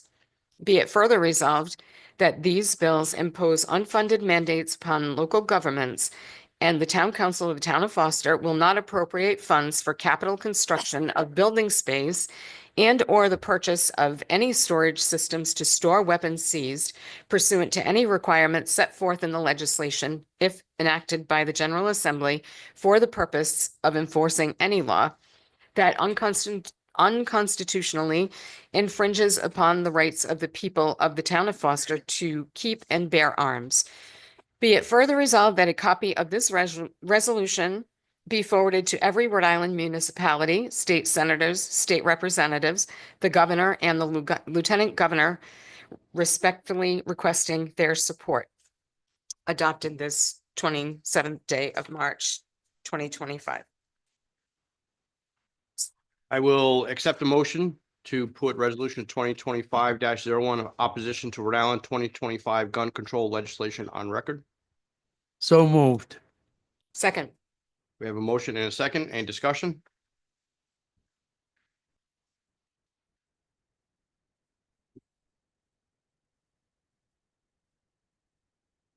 Adam Dacko, 119A Central Pike.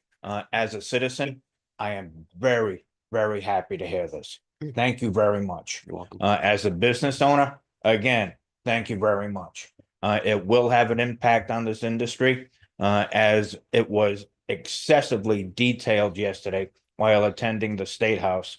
It financially, it will have an impact not only on us personally, but have an impact on the state of Rhode Island for the income that they will be losing out.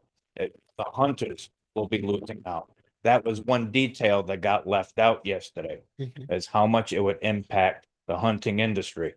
But what it would do is, under the Robertson-Pittman Act, it would greatly reduce the income of a percentage of every purchase of firearm and ammunition. It's less for the hunter for us to put back into the environment towards lesson, towards say, for instance, Great Swamp facility. It's unfathomable. It's seriously, it's incalculable on how this the state of Rhode Island will lose out on just that alone. And as a citizen, thank you. Thank you. Thank you. The only thing I want to add is, for myself, as a councilman, I swore an oath to be true and faithful and support the laws of the Constitution of the state and the Constitution of the United States, which I will do. And as a proud U.S. Marine veteran, I swore an oath to support and defend the Constitution of the United States against all enemies, foreign and domestic. And I will continue to do that till the day I die.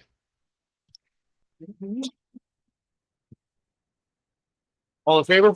Aye. Aye. Opposed? Aye. Motion passes. So you'll sign and then you can send it. Yep, I just signed it and gave it to the clerk.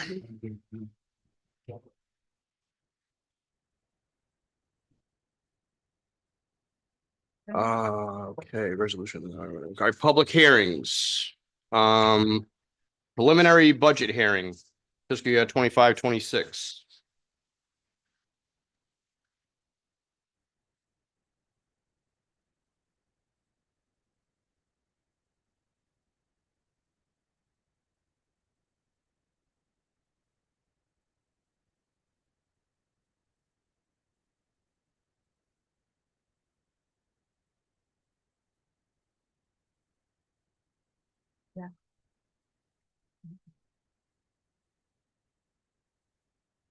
Before I start, is there anything you want to say? No.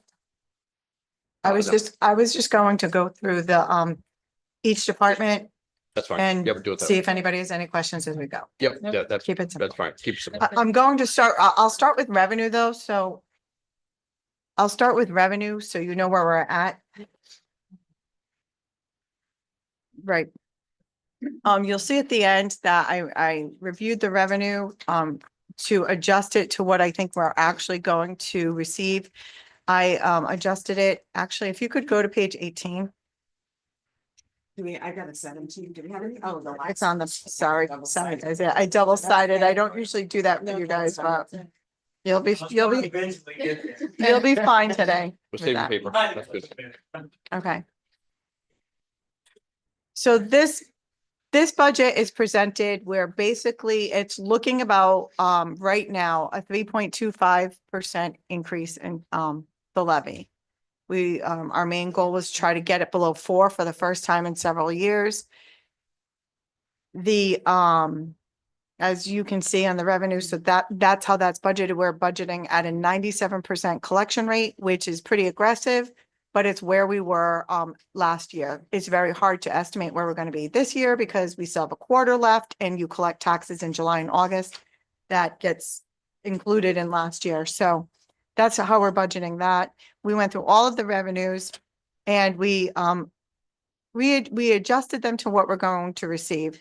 So I got news today that we had a little bit of problems with our meals and beverage tax. They, I guess somebody in the town, however it was, collected, somebody had made an error in their collections, so they were rebating their error. So we haven't received our meals and beverage taxes for about 8 months. So it's really hard to estimate. I believe that we've overstated that in this way, so I might have to cut that revenue for next year. I've asked them for some guidance on how to budget that revenue source. Okay, so why don't we just go through the first department? So when we first started, just to give you, not all of you have been here for many of the meetings that we've had. When we first started, we were about $200,000, $250, 60, 70, $80,000 over budget as far as expenditures and revenue, regarding, considering if, a 4% levy. So at a 4% levy, we were still $260,000 over budget. So this budget represents a cut of probably $370,000 worth of expenditures from what was originally proposed. So the big things in general government is we're readjusting the way we pay our solicitor. We're going to have a new contract next year that will include more in the stipend that we pay and less questionable items in contingency, because that way we know exactly what we're paying for up front and we don't have to worry about monthly bills as much as we currently do. So she's going to cover more in that way. So that's why you see a big increase in that. But you'll also see a decrease in the contingency that we have because we've basically in previous years completely wiped out a lot of our contingency using it for legal fees. So there's that. We also saved some money this year because we're not going to have an election because nobody's going to leave. So we shouldn't be expected to have a special election, and there's no scheduled elections coming up this year from a federal, state or state standpoint. Those are the major changes. As you can see, general government is only a 1.72% increase over the previous year. Finance, that's me. So our big thing with this is we are budgeting for increases. So to be transparent, everybody, all administrative staff except for one throughout the whole budget is budgeted as a 3% increase. Most of our union contracts and bargaining unit contracts are also at like about a 3% increase as well. Other than that, some of our big and driving forces is software. So we utilize a lot of software for our tax program, for our assessing program, for our valuation programs, for our accounting programs. Everything is going up pretty exponentially. Unfortunately, you can't just replace the system because then you're looking at $75,000 versus a $4,000 increase in the service fees and maintenance. But you really don't have a say once you have the programs, all your data's in them, and that's how we tax. You know, $16 million is based on the valuations. You're not going to just go up and change the programs. That's a big driver in ours. The other thing I wanted to mention is the revaluation. We have not funded the reval based on what we think it's going to be costing, where we had to increase that. Actually, we had to increase that this year, but what we're going to do is I have a surplus in my department this year. We're going to reserve that at the financial town meeting. For future revals, we're going to reserve it strictly for the reval so that we don't have to tax the taxpayers for it next year. When we have the money this year, if we just reserve it, and that way we can kind of level fund that in the next couple of years. So we're going to have a resolution that you'll vote on during that, the financial town meeting regarding that. And I think that gives us some stability with that reval. Our next reval is, yes, it's going to be expensive. Our last reval was a statistical, and we didn't get as much reimbursed from the state as we expected. But that is a reimbursable. Our full reval, which is the next one coming up, is not a reimbursable project, and it's expected to be about $110,000. So we've been leveling it off at 18,000, hoping to have enough reserves, and we have a plan for that. So originally we increased it. We don't need to. We have a better plan for it. Social service, so that's a 2.9% increase overall. Okay, social services is 1.5. I went back because I didn't. Sorry. Social services, 1.55% increase, very moderate, very small changes in that. The bigger things in there are what we fund other people, like other agencies, to help our taxpayers. Cranston Community Action, they provide us with LIHEAP assistance. They provide us with the commodities there. It's under their license that we're able to have a food bank. So that whole food bank is an operation that they fully support, including our staffing. In this, we budgeted for our human services director, social services director at 22 hours, but she actually works for the town for 30 hours and is reimbursed from that money is reimbursed to us from, she's paid from Cranston Cap for the other 8, which is a great thing. So we're going to support Cranston Cap. We always have, and they turn that money around and provide time for our social services director to work for our residents. Yes. Mhm. How come the fuel went down so much? I'm just curious. I was fine with that. So what I did was, so utilities and workers' comp, I reallocated how we are actually, the town hall looks slightly different now. And we realized later that some of the fuel that is in that office, the heat is not necessarily oil.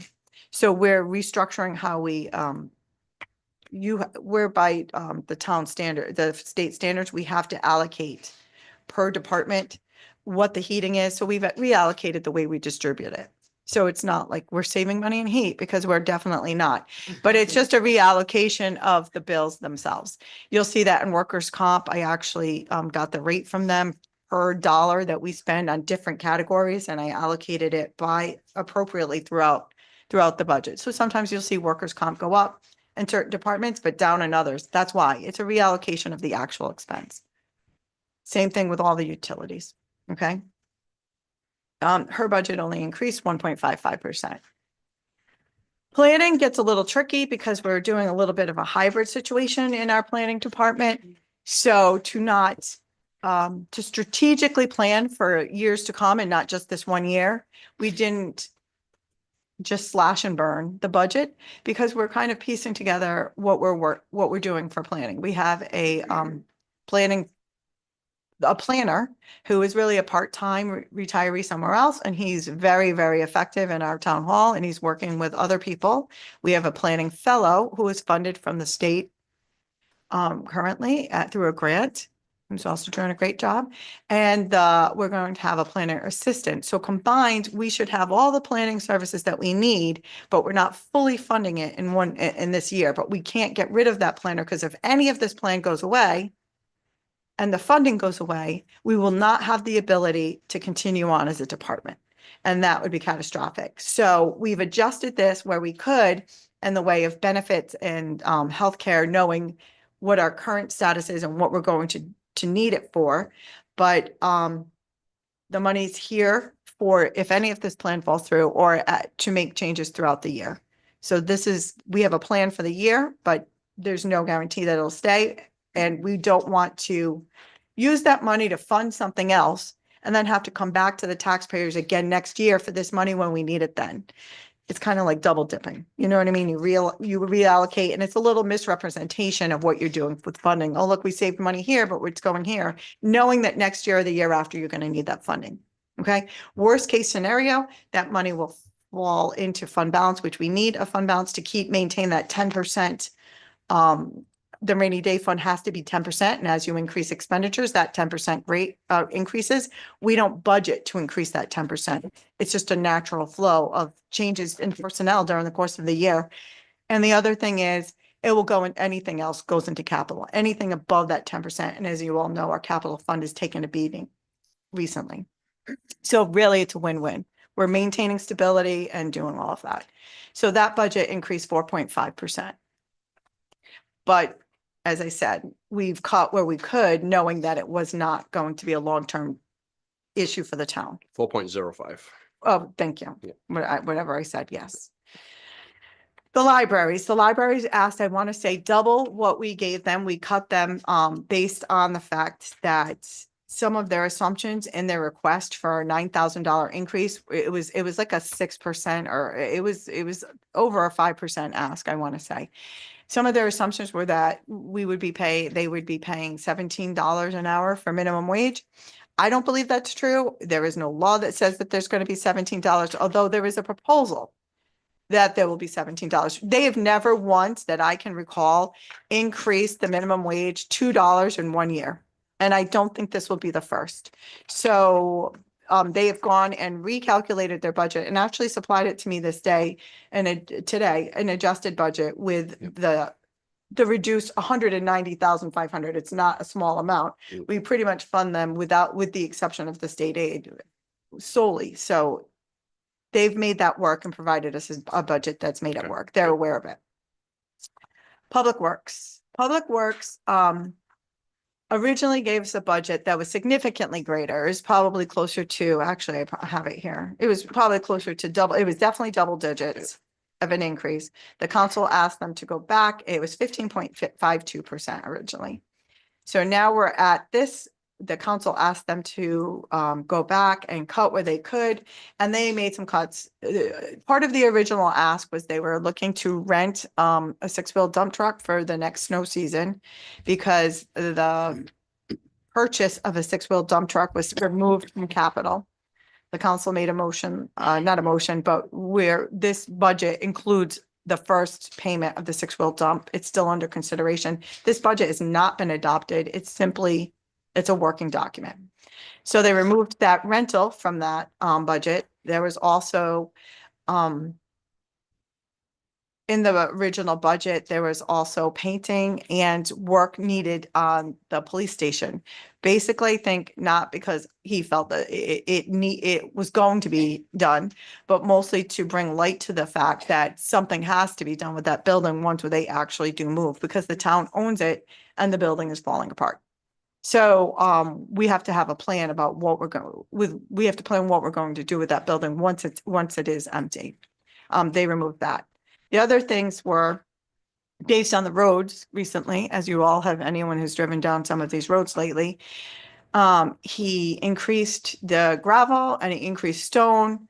I want to say gravel, probably 25,000, and stone maybe, it's currently 15,000 to help repair the roads. In an effort to reduce this budget overall, he cut that down, but it's still a 15% increase in gravel and $15,000 increase in gravel and a $10,000 increase in stone. Those are two of the bigger things in this budget to fund, to assist the roads. The biggest impact is rubbish removal and tipping fees. So those two things are really beyond his control, and it's more contractual. The rubbish removal, we just went out for an RFP. We're expecting an RFP to come back on Monday. Nope, a week from Monday. And April 7th, that's a week of Monday, right? Yep. So when we get that, because it will be before we adopt, if it's less, we can actually make that adjustment. And if it's more, unfortunately, we can also make that adjustment because we'll have to fund it. It'll be what it's gonna be. I mean, we need it. It's a service we provide. And I don't gather that there's been any intention or discussion of not providing that service. So we'll see how that comes out. But we do anticipate that there will be a 50,000 or anywhere between a 20, it's going up. Nothing has gone down, so it's gonna go up. The tipping fees are based on the fact that our cap gets reduced. They're not changing the pricing this year, which is great, but they nearly doubled the pricing last year. So as they reduce, I believe we're going to go over in tipping fees this year. It's hard to say at this point, but April, it starts doubling because we reach our cap and then the price increases exponentially. I think we go from like $60, $65 to $105 per ton. So this 158 is calculated based on the tonnage we use, based on our last 12-month history and the pricing of each of those tons. So that's a necessary adjustment, and I don't know if we're even going to make that. So so he's going up the budget itself, the department is going up 8.81% right now. That is the scheduled amount. If you look at last year, he was level funded. So really that's like a 4.4% or 4% each of those 2 years. And if you remove the 60, it's actually only like a 2.5% each year. If you remove the 60,000, that really is beyond the control. It's really driven by the taxpayers, 100%, and the RFP from the refuse removal. All right. 21, Department 21 is Parks and Recs. We had, we're increasing the fee and the salary for our rec director, who works extremely hard and many, many hours to run the programs that we have. I think anybody who's attended any of the programs would see that, like, the one constant person you will see is the director. And with adding the fields has not actually lessened the burden that she has. It's actually increased it. So the council increased her pay. Other than that, she had wanted, there's a few things in here. The Memorial Day Parade is just going up because when you have a parade, you have to fund the busing, and there's 2 buses, they go to 2 locations. There's so many other things. And the rec director is is actually trying to enhance the parade, lengthen it, possibly get more attendance and make it a bigger event, possibly a float, right, Tim? Like she wanted a float contest to have floats in the parade and make it a little bit longer so people could enjoy it. So there were those things. that are included in it. And I know that it's a 12.79%, but we're talking about $4,000. So it's when you have a tiny budget, it's a big percent. All right. Lynn, sorry. I know, it's for the Zoom residents. I'll let you go last one. You Um, should. I don't care. You're That's getting your all right. steps in, Lynn. You can't show up. Anyway, which purchase, service or rental did you eliminate? Or we don't need anymore? We don't use anymore? The 2,500, It was. or we kept it? That is now budgeted under, DPW. Thank you. Okay, It's for the Porta Johns. The only Porta Johns that are funded through this budget are the ones that we get strictly for the activities. So the Easter egg hunt, they might be one. I don't know if you do it for that, but there's definitely one for the trick or trunk. There's always one for whatever it's called. I get it wrong every single time. The food trucks and like, yeah, no, I actually say it wrong every single time. So thank you for trying. You're the to help numbers that. person. Yep, I'm a numbers girl. So, yeah, so anything that's an activity, the yard sale, for example, there's a bunch of them. There's like 4 or 5 events. And we pay for that out of activities. But the rest that are at the fields that you see are paid for from buildings and grounds and the DPW budget. That's that. Police and dispatch. So their budget originally was about 35 or $36, $40,000 more than this. There was a push to cut that budget as well. This is the one salary that is a little bit higher than the 3% to try to get for attrition to get her to be more comparable to other police chiefs. The other salaries that you see, it looks like a big increase, but basically that's just based on actual numbers. We take who's in the position now, what level they're on, what step they're on, what their longevity payments are, and all of that goes into the officer's salaries. The incentive pay is it's just a basic, if somebody has a degree or not, they get a little bit of an incentive. The other thing, the biggest thing in here is the overtime. That's where we took some of the money out. We actually have to budget for people to be trained. We budget to get their training. We budget for casework. We budget for arrests. So if somebody has to stay over for those purposes, we budget a certain amount for each officer to do that and to get the training that they need. The other thing is every officer who's out is replaced. That's the thing.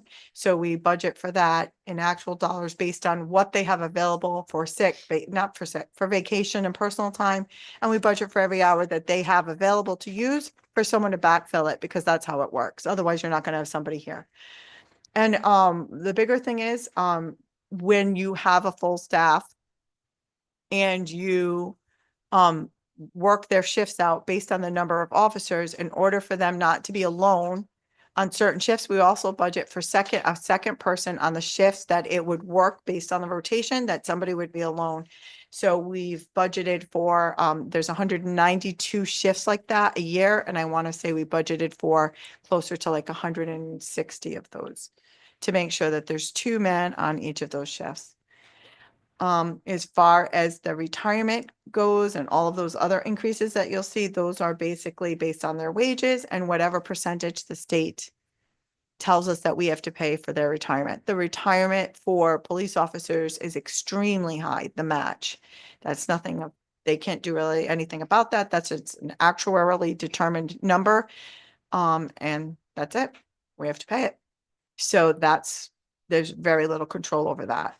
Some of the other increases, like again, we've considered that they may be going into a different building and that the building might be a little bit more expensive to maintain in the form of utilities. So we might have taken that into consideration.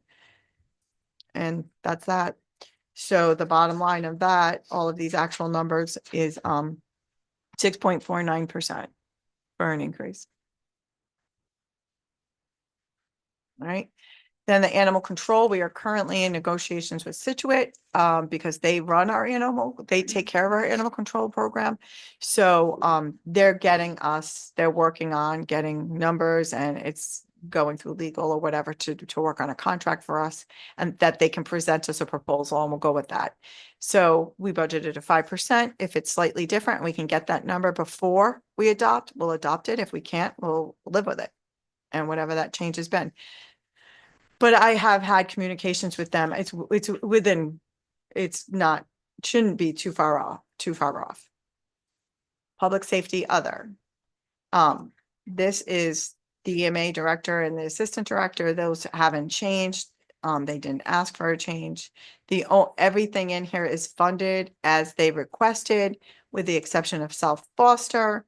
They had asked for 17.5 based on not 100%, not a lot of information really, but, so the council asked that they cut it, and I believe, their chief was here yesterday and said that it was okay. So we'll see what happens with that. So that's it's a 2% increase overall. We also budgeted, because they have an incentive program, so if they make runs, the volunteers make runs, we are now giving back to them. So they have a calculation where they try to figure out who did what runs, how many of the percentage. We take what we have put aside for them, which right now is close to 28,000. We went up a couple $1,000s to give them more. And they seem very pleased with the program. So right before Christmas, we were able to give them checks for 5 months of that, and then we'll do it again in June, and we're continuing the plan for next year. We're increasing it a little bit each year to give them a little bit more money. All right. Long-term debt, it's going to look like a big decrease, but it's a fake decrease, and I'm going to tell you why. Because Providence Water's last payment was Fake last news. year. It's fake news, right? Providence Water's last payment was last year.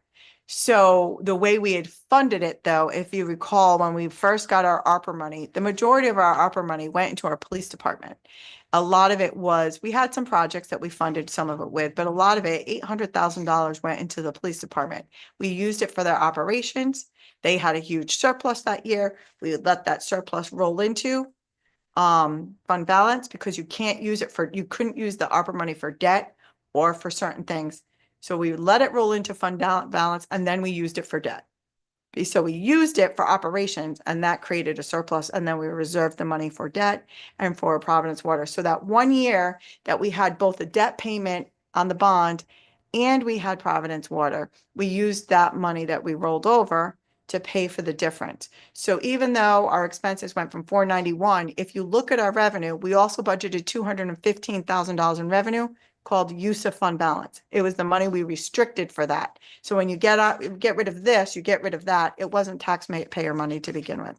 Okay. So it's a little bit of fake news. But the rest, that's our bond payment, principal and interest. That is what it is. So it looks like a decrease, but it is what it is. Capital. For the most part, what you see here is what the planning board recommended for capital. So all of our capital plan went through the planning board, was vetted through them. For the most part, it stayed the same. The changes were, but I'll go over it all anyway. The changes, all right, we'll go over it. Police, we had originally asked for, I want to say 75,000, but what we did is we broke it out. So they needed $5,000 to fund one more. They already have money put aside for a cruiser, or they needed about $5,000 more for their equipment. The rest of it is down below. You see the 19,133, where Ron had said we don't actually lease things. We actually do lease things.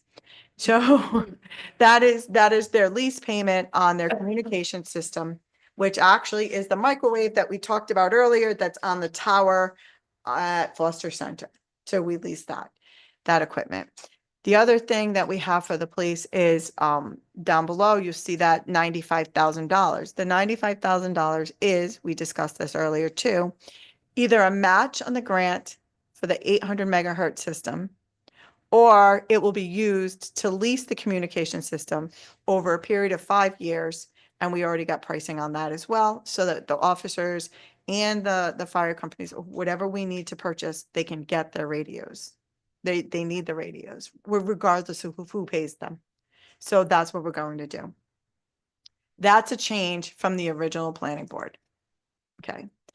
Capital for highway, capital for DPW. They had requested $350,000. We have a road and bridge plan. That $350,000 is going to give us about $465,000 worth of work because we get 1/3 back from the state for every dollar that we spend on approved projects. We have submitted, even yesterday, 2 days ago, I submitted another project for, that's going to be more like a gravel road situation because we're trying to, they're allowing us to use some of this for reclamation of gravel roads because we've had some damage and because a good portion of our roads are gravel, which is different from most towns. So we're going to be able to get $465,000 of work out of that, which is great. The equipment, the change with that is we added the $10,000 for the first payment of the six-wheel dump. I believe they're still considering that, but that's in this budget right now. And then there's 66,000 for equipment for the second payment of the hydro dig that was approved even last year. There was, if anybody attended the financial town meeting, there was a big hoopla over whether it was a hydro dig and a hydra dig. But again, I can't spell and I can spell, I just don't know the difference between the two, and apparently there's a vast difference. So it's the second payment. It did end up passing last year. This is the second payment they need to actually get the equipment. Buildings and grounds, that was recommended by the DPW director and approved by the planning board. It's for the netting pads, the netting and the pole pads at the field. Because it's kind of a small area. So when you're kicking a football, it's gonna hit cars in the parking lot. It's unsafe. And the poles have to be wrapped in pads because as you're walking, as you're running, if you were to hit it, you like most of them are, I guess, wrapped in pads, and Safety. we didn't. It's a safety thing. So the planning board and the council both moved that forward. I believe the other thing that impacts DPW is down below. If you were here for the whole meeting, you heard me talk about the grant. The $600,000 lighting grant that we asked for. If we get it, we did say that we asked for 5. You have to have some skin in the game whenever they let us choose the amount of skin. Sometimes you have a grant and they tell you what you have to pay. In this case, we said that we would fund 100,000 if they would give us the 5. So that's in here because you have to put it in there. When I hit send on the grant, you have to fund it. So I was making a lot of calls that day to make sure that it was acceptable. Other than that, the engineering board and Isaac Payne School. Let's do Isaac Payne School first because they're the easiest. They have like a $5 million or $4 million capital project plan that they're working on.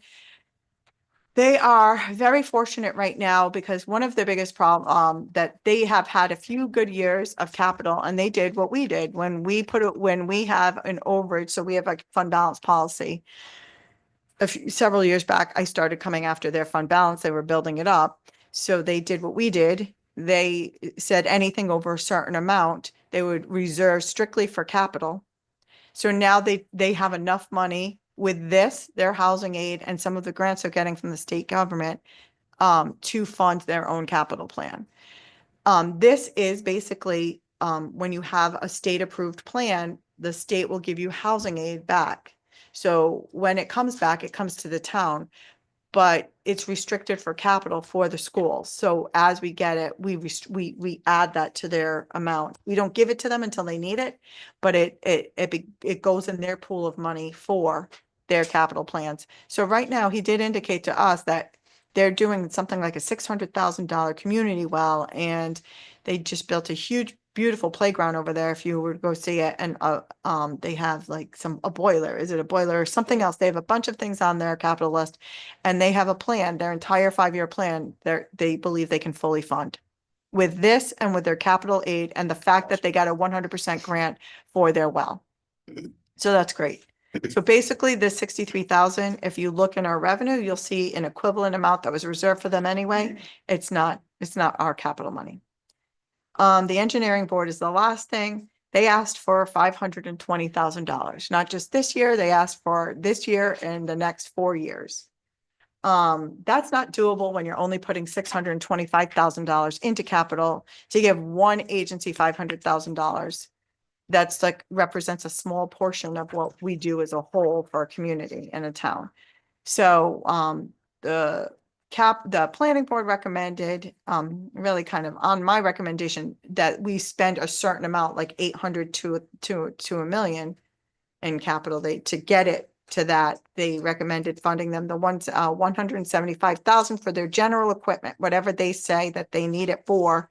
And specifically, I want to say 65,000 for a alarm system that they needed at the Yep. school, right? For the school that they operate and Yep, they they run. So that's what that 240,000 is. They do have money put aside, so they have about, without this, they have about $680,000 and their fund balance from, because we've been giving them like 150,000 each year, 150,000. We're trying to go up. Last year they didn't request, so we continued the same 150. This year, I told them if they don't request, there's the writing on the wall, so they requested. They went 520. I'm like, okay, I don't know how we're gonna do that. So that's the situation. Those are basically the town council went with the planning board's recommendation, except the few things that we recently did. Now you're into the miscellaneous transfers. Traditionally, we've always had 3 transfers. One was for the cemetery, one was for OPEB, and one is for the townhouse. The cemetery, we're all done with. They got away with it. We funded them some error that had taken place, and now they're no longer funded. The other 2 is OPEB. OPEB stands for Other Pension Employee Benefits. So we have a trust fund. Anybody who watches the news and listens to unfunded liabilities and unfunded pension liabilities and all of these things, we actually do fund our pensions. Whatever they tell us to fund actuarially, we fund, and we don't have a private pension system. And we do have an OPEB program other than pension employee benefits, where you pay people if they retire, mostly union employees who retire after so many years, whatever. But we fund that. We fund it based on an actuarial determined amount. And the school doesn't. They fund as they go. They pay those benefits as they go. But our program is not seriously underfunded, but we do have an underfunded liability. So we do try to pay as much as we can each year. We've leveled it off to 25,000, but there's an ordinance that allows us in any given year that a department has a significant increase that I can determine at the time to use that money to fund this program, so that we don't want to be one of those communities in the news that we have a liability or a benefit plan that we're not funding, the kick the can, so to speak. So we fund that as much as we can. But we're not increasing the funding this year, except for the townhouse, because the townhouse is having some significant problems and we don't have the money to pay for it. It's not budgeted really in DPW. DPW does have a buildings and grounds account. It could never fund the work that's needed at the townhouse. So we increase that to 5,000 so that, you'll have enough money to paint, you'll have enough money to do certain things to keep that historical building operable. But to really, really fix it, it's gonna require some big grants. But it's something. Then we're into the transfer. This is where the 2% that you often hear about in, anyone who's voted has seen charter changes asking for us to increase to 4%. So, the 2% of this current operating budget is $334,000. If you look back, just look up at what we spend in capital a year, we're at the $1 million mark, and we have been for a few years now. So it's over $1 million. Last year was significant because we put $600,000 aside for the police station. But generally it's 900,000, 992. It's a lot. The only reason we can fund that is because we've been overfunding. We don't fund just what the charter says we have to fund for capital. We wouldn't have any money. You wouldn't even be able to take care of your roads. If he's budgeting $350,000 just to maintain your roads and pave a road, what would you do with $334,000 and nothing else? So we've started this initiative quite a while ago to try to get that closer to 4%. I would like it mandated in the charter that it has to be 4%. So no offense to you, that a council couldn't come in and just unilaterally say, I'm gonna balance the budget, we want to give a tax decrease and take that money out of capital, balance your budget. You think like, look, it's great, we don't have an increase. And then the next year they say, we don't have enough money to fund capital, we have to do this. So then they keep putting it back in. So they sell you on, not against you either. I've seen it happen, where you say you need this and then you use that money to fund that. That's a permanent change. And now you still don't have enough money to capital. And the next year you go back and you say, we don't have enough money for trucks. We don't have enough money for roads. And you're selling the taxpayers, in my opinion, on the same concept over and over and over again. When you've taken that money and put it somewhere else, you should have sold them on that concept, been transparent about it, and then stopped playing those games. We haven't played those games in years now. I've been here, but it can happen. And that's the reason for the charter change that I request, the 4%, so that somebody couldn't do that. Because if you look at it, this budget now is slowly but surely getting you to the 4% anyway. This is 3.66%. So it's not a giant tax increase when I try to say, I want you to vote on a charter change that says 4%.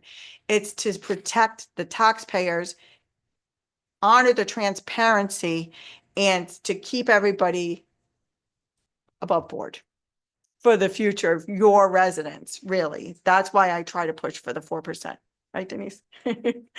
So, and in all honesty, the 4% should be 5%. If you look at the amount of money that you spend on capital, and most of it is not frivolous. I mean, it's not even subjective. Most of it's not. I say most of it's not frivolous, because what's frivolous to me might not be frivolous to you, might not be, somebody might be like, I want that rec field, and somebody might be like, that's ridiculous, we don't need it. Yeah.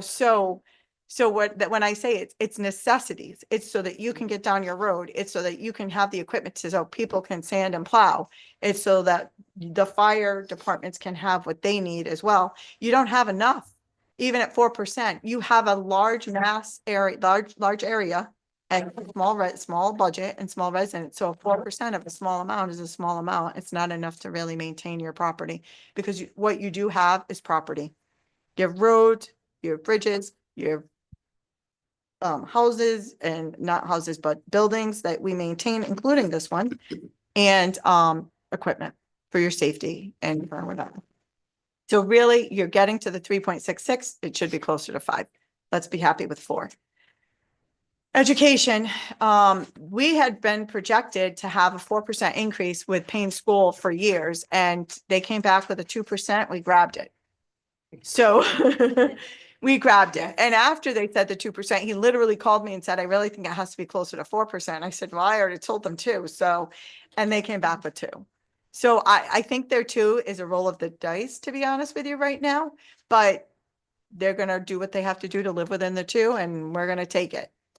Anyone who attended the financial town meeting, which based on the number of attendees from Foster, I'm going to guess a lot of you weren't, but some of you were for a change. Some of you were. Good job. Normally we only have, like last year, I think we had 17, right? 16. So 38 was a good number for us. And the one thing Foster had going for it is Gloucester's kind of a little bit underwater in some cases. And they came out in droves and they voted their budget down. They decreased their appropriations by 40%. So we were able to save a decent amount of money on that. So where we were anticipating that our education would go up significantly, we kind of lucked out a little bit. It's not as bad. And hopefully they're going to all be able to live with it. Some of the things you should know about the regional school, which I did bring up when they came and presented their budget, was that they're not, and we're not clear when you ask, and we did ask for their student population shift, how that impacts us in the years to come. They didn't answer it. They said they would get back to me. It's been 3 weeks. I haven't heard. Your entire bill is driven based on your student population. I think it's a big number, and I think it should be easily accessed. So, and I've heard of several people who have asked for that number and they don't have it. They can't get it. They can't give it to us. So that's an issue. The other issue that I have with their budget is that they used fund balance, quite a bit of fund balance to balance their budget. And their concept was, well, we probably won't need it. Then how how much detail. I know exactly whether or not we're gonna need what and where in this budget. I've spent a lot of time on it. It's a concern to me that you've budgeted things that you think you might not need because, and then you're budgeting almost $1 million of fund balance is kind of a little. And the final thing that I brought up with the regional, is Mike going into too much detail? Nope. Okay. The final thing I brought up with the region's budget is their debt is falling off their financial statements in 2029 completely. Unless they go out for new debt, which I think they should have to get approved by the two towns. Or, I asked what they are considering that debt to be. Do they consider that debt to be maintenance of effort? What is their intentions? They were surprised I asked about debt from 3 years ago, from 3 years from now. But I am concerned about what they're doing in 3 years because I'm concerned about where we're going to be in 3 years. The towns voted for their debt and approved their debt for their schools, when those schools are paid off, the debt should be replaced to the towns. That's my opinion. It might not be a legal opinion. I think we're going to need a legal opinion on that because they're going to definitely fight to keep that money. As you can see, our debt payment to the region has been, is $429,000. When they no longer need that debt payment to pay their bond goes away. What are you doing with that money? And I believe they said they have. They were gonna look at projects. They were gonna look at Look into projects or they're projects. gonna look into it. And I basically very bluntly stated, we have projects of our own. We would like the money to be returned to the town. And I would like them to look at it further to see what they really do intend to use with that, because I would like to know sooner rather than later, should we have to build some sort of legal argument for why that should happen? Because I believe their argument will be that it's possibly maintenance of effort. Maintenance of effort laws pertains to their operational money. And they ask us they've always separated out this debt payment. And they got special approval to go out to bonds. They should have to have special approval to continue to use the money from town. The good thing is Gloucester needs it too. Anybody who's familiar with what's going on in Gloucester, their schools are having trouble. They went out for a bond issue for their police station. I believe it was rejected. Rejected. They also have capital that they need.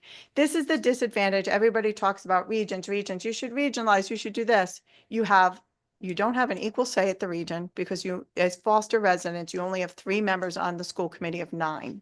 They have 6. They double, and every vote counts. So they outnumber you. It just so happened, this is a great cause because Gloucester and Foster are aligned in wanting this money back. We've made Gloucester aware that this is the case because I don't believe they were aware. And now that they're aware, the two communities can align themselves and trying to work nicely with the school system to get that money back when they pay it off. It was for a purpose. Your purpose is done. Bring it back. The problem with a region is, which is very different from a school, Warwick is going out for bonds for school, right? It's a different story altogether because they're not building those schools with that bond. But when those bonds are done, if Warwick wants to fix the police station or the whatever, they can take that debt money and reappropriate the way they want. Same thing if we went out for a bond or debt or had a project with our school, when that's done, it's town's money to do. And okay, now that's done, build a police station, build a library, build whatever you need to do and use that money. With a region, they feel like that's now theirs. So they're gonna probably, now they're on notice. So just like we're on notice, they're on notice. I'm sure they talk to their lawyer the next day as well. So that's, to me, this is a big thing that I think everybody should know about. Everybody should be talking about, because truthfully, we have projects. Your roads need some work. The fire companies need some equipment. If we could get $428,000 and put that in capital, you would be solving a lot of your problems.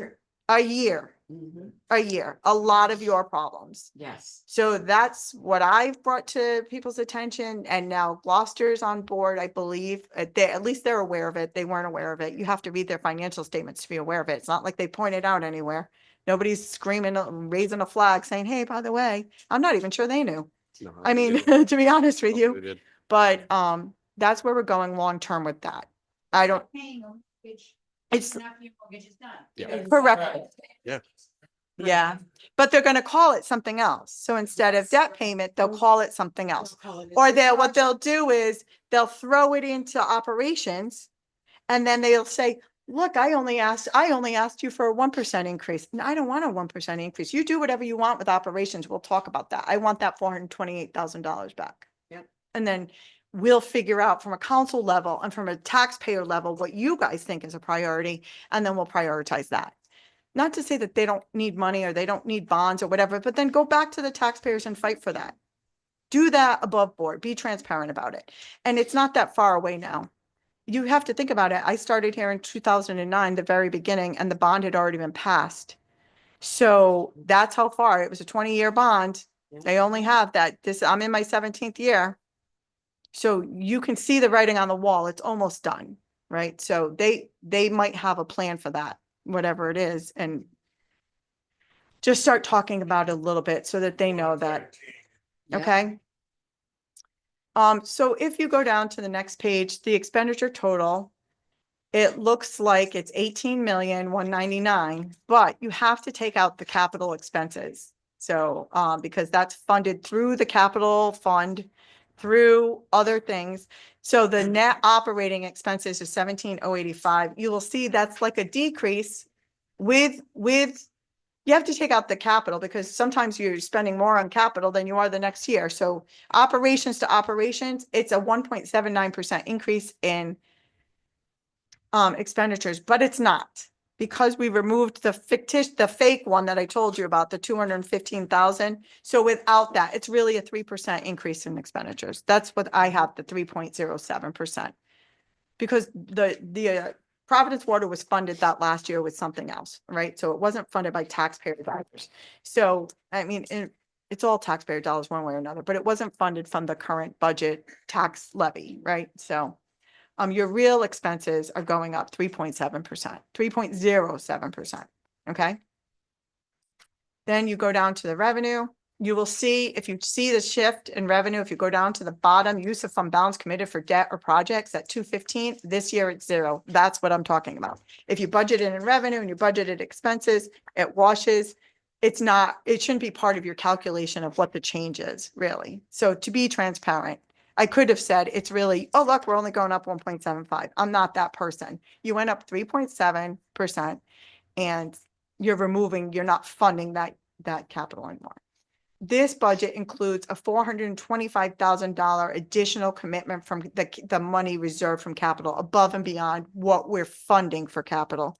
So that, to be transparent too.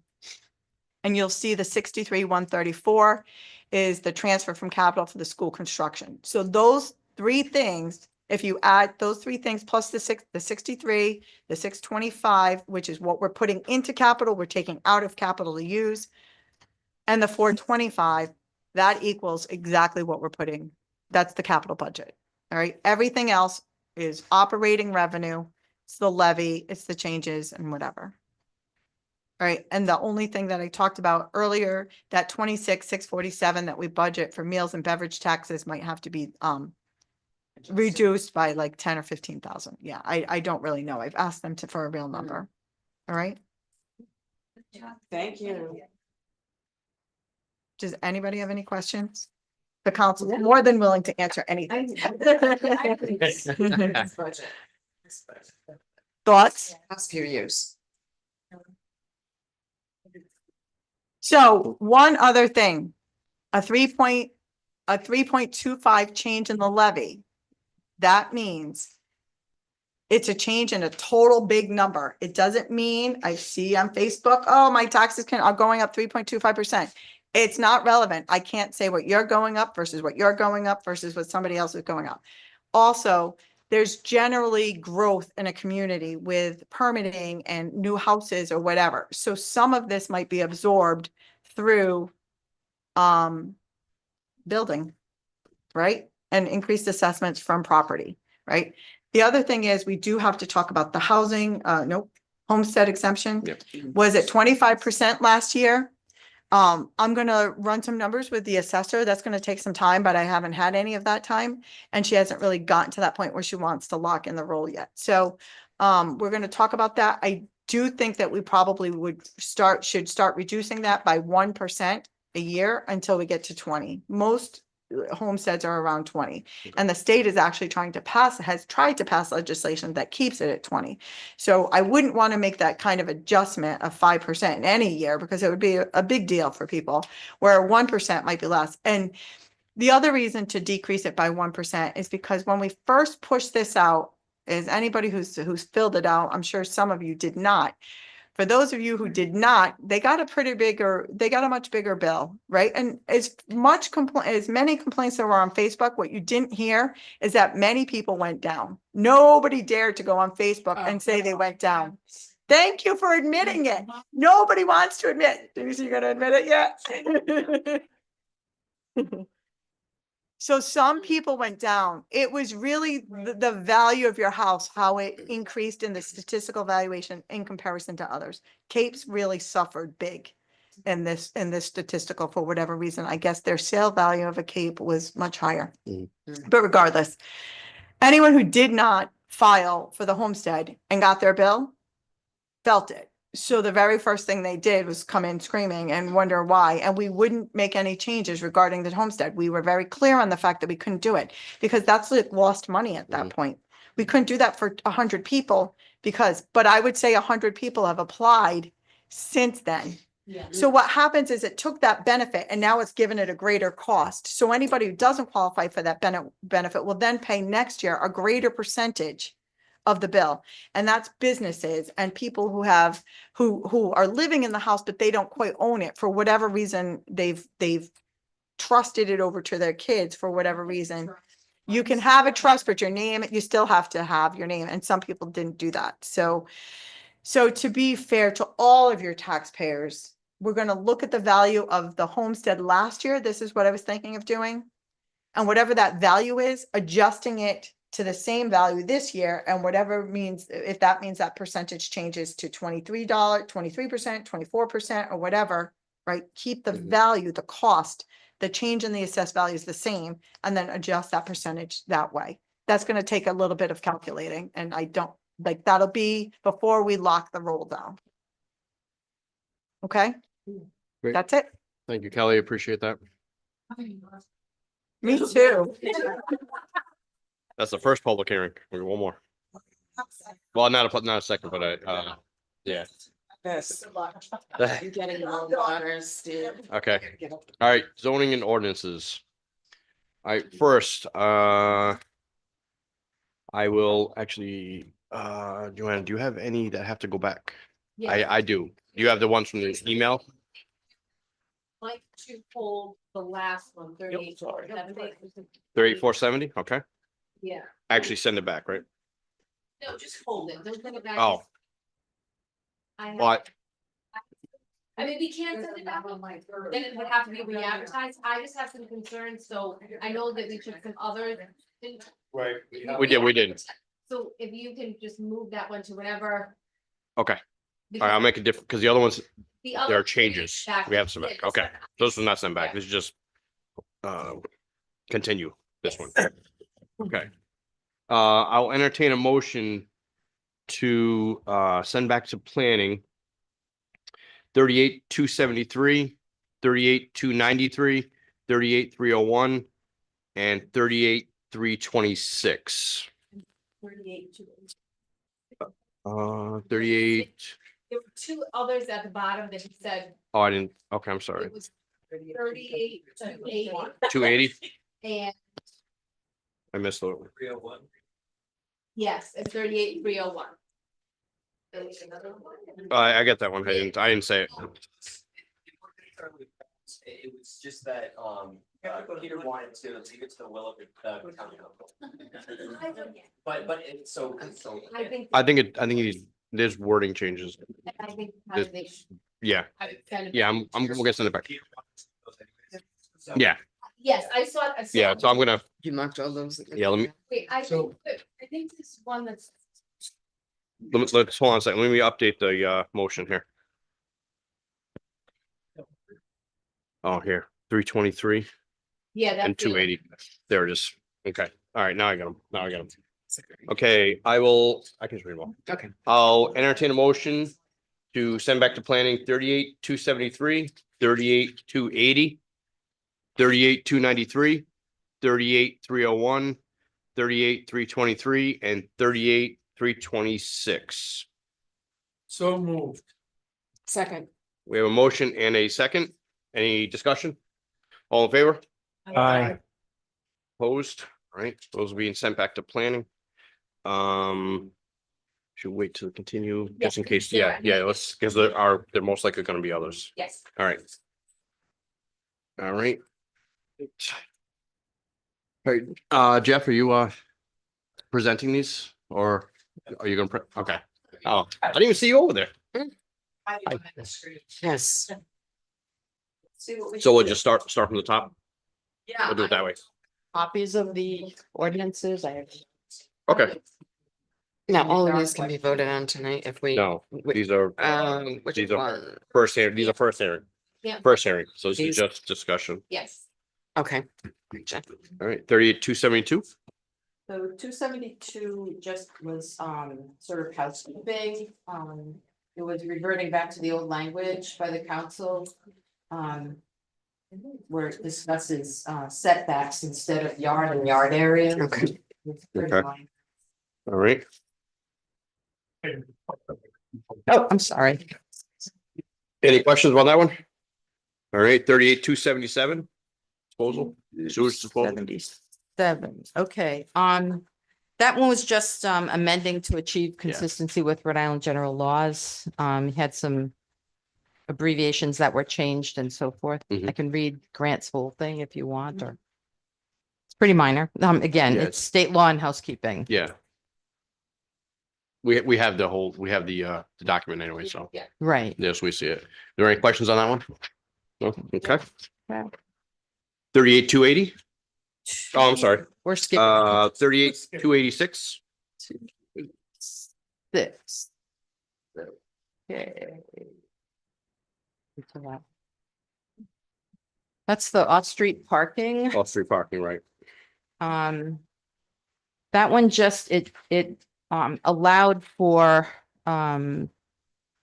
larger vehicles to be parked on properties than originally it was like the size of a large pickup truck. And that wasn't realistic for, the type of, vehicles that people are parking in town. They changed, I have the list in my binder if you need it in terms of what size vehicles can be parked. Numbers, because I've seen some places that have like. Yeah. There is a limit. I don't, it can, I don't think that's part of this. not let me this see. one, that's on a Yeah, different, that's it's in a on- different ordinance. Yeah, it's not on this Yeah. regulation. This was about the size of vehicles. Yeah, so- And it doesn't allow huge, This is. Right. Home property. correct.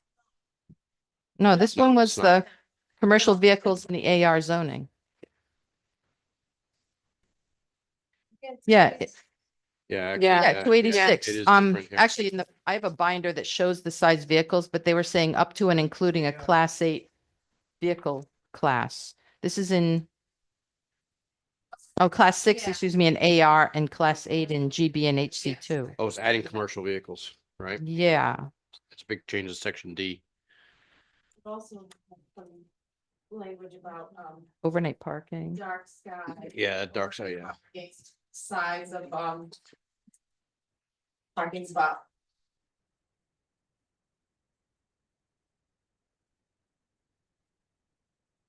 Yeah. That's why the environmental protection. Oh, did you get this? I'm not connected to that line.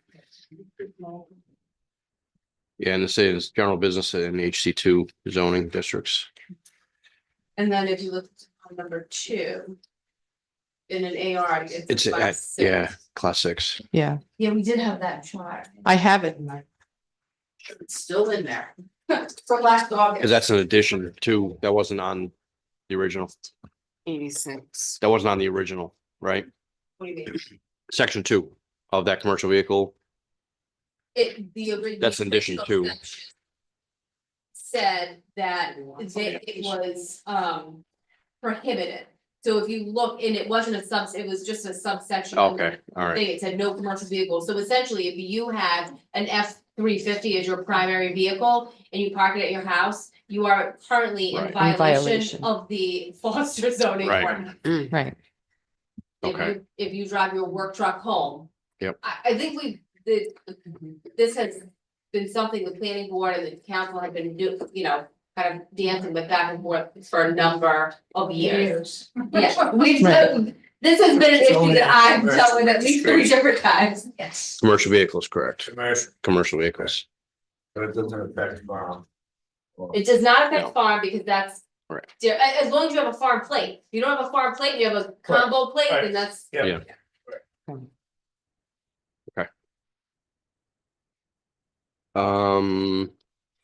Any other questions on that one? No. All right. I- You have a comment? I do have a concern. No, I don't, never mind. Okay. Well, I 38 did, actually, there is a question about that Okay. because you did note about the dark sky lighting that's Yes. included in there. I don't know. Yeah, what well, that's the gonna be Status is on that, the dark sky ordinance that we're going to be voting on eventually right? should follow through, correct? So we need to make sure that That's this par- references something about that, so we just need to make sure that they match. Yeah, I think, I have a concern about this municipal zoning district shall only be permitted for vehicles registered to the town of Foster. I mean, I don't Oh, know, if I didn't even if see so that. if a Some- police officer. Yeah, has works in their another vehicle- town. Mm. No, if they're working overnight and they Yeah. have their vehicle, and they don't live in the town of Foster, and they have their vehicle parked in the city. We might need to tweak some of that a little bit. Yeah. So do we need to send that one back? Do you think? No, cause Or just, council. The ordinance here. I think Yeah. The planner had asked for some of those other ones to be sent back because he had some input and wanted to work with the planning board on that. Yeah. But we could make, at the next hearing, we could make this change. Yep. If necessary, and then approve it from here, so we don't have to Okay. re-advertise anything.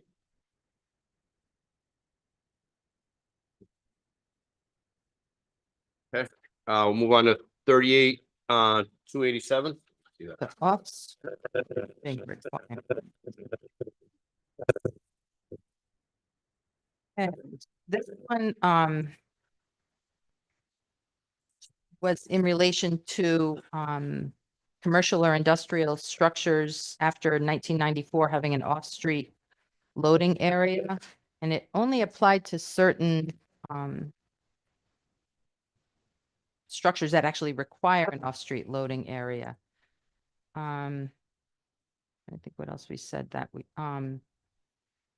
it also required included, the current ordinance required screening when the commercial or industrial structure is in or borders the AR district.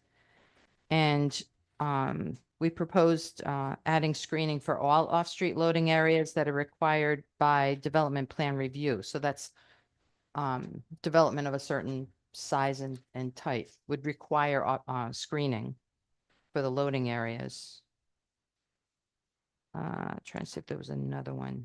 Yeah, mainly it was about surfacing and screening. Thank you. I was gonna say, so you can stand here and feed them to me. It was, a lot of it was just clarifying that the regulations under chapter 26 also applied. There was also lighting involved in this one, although it didn't mention dark sky. It just says applicable. Yeah. Yeah. So, But what are they talking about loading? Um, Products, equipment? or even, Right. even, I think a loading facility would even just involve vehicle, like if somebody was, if you're unloading people, like. You can't just have a place that has nowhere for cars or anything to go. It can't be the stop at the street,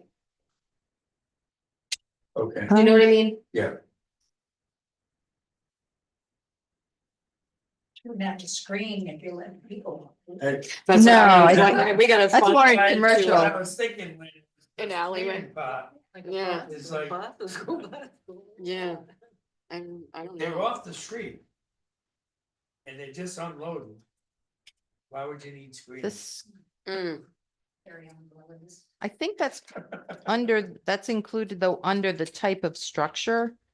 So that, again, falls under the development plan review, like not every Right. commercial property would require. They're not gonna be required to, screening. yeah. But if you have if you have a business, I mean, I know we've had businesses that have their off-street loading facility in the back, and it might be a parking lot, but it abuts, somebody's backyard. Right, Then then we they do would, want screen- Yeah, this yeah. one says the applicable screening standards will be used. And it's only when one of these developments requires a development review. When they're building something new. Yes. Yeah. So if you have to, building something new or modifying something existing. And the modification is a certain extent that it requires you to go before the planning board. If you have a mistake, the planning board will enforce screening regs. Right. And it refers to other sections. Just thinking. Yeah, No, Current yeah, business. no, No. no. it's not like retroactive. It's only if they're doing No, something but that if they requires. go and they wanna put an addition on Yes, their building. Then they're opening themselves up to have to put screening. potentially. But only if their property either if it's not behind or if it abuts an. Abuts an AR zone yeah. property. Falls into the guidelines, yeah. Yeah, Okay. All right. 38,289 historic cemeteries. That's just, it cited an updated state law that was in there. It was amended in 2023 to match the 23-18-11 and 23-18-11.1 Rhode Island general laws. So they just, I think that's just strictly updated. They changed, a couple of sections are changed to align with those general laws. I think that's just, there's nothing that's not. Yeah, I think that matches the general general law, right? Yeah, It's just the general. It's just a, yeah. All right, Matching 38, the statutes. 321. 38, 321. God, I know. 38. Sorry, jumping ahead. Oh, this one. Again, this one falls under state law and housekeeping. There were a bunch of sections added or the wording was changed to bring into alignment with Rhode Island general law. Trying to think if there was anything. This one's so long ago, I barely remember discussing. It just, it was all wording changes that were to make the ordinance more succinct and to align it with Rhode Island general law. Nothing was. Yeah. This one. Anybody have any questions on that one? All right, 38 to 322. 322, another one like that. 322, same thing, that's Actually, same thing, right? housekeeping. It's house- Yeah, yeah, I it just saw that. covered review procedure Yeah. for applications requiring development plan review. 38, 324, issuance of variances. 324. I think it's the same thing, isn't it? Same Yeah, thing, we did the yeah. same thing on that one. It's all just matching. It's all following, yep. Yep. The updated law regarding variance, special use and appeal and the unified development plan and appeal Right. for the type of application. I believe 325 is the same, 30. Same thing, Same yep, thing, right? yeah. Yeah, it is. We're on general law. 26, we held back. 38, 386. Don't remember that one. 6. More of the same. Thank you. 38, 386 was housekeeping. It was describing the purpose of review of Mhm. site plans. And it it updated the citations of chapter 32 of Foster's Code. So, he just added in the articles, the correct articles that are referenced in chapter 32, and then also section 38-395.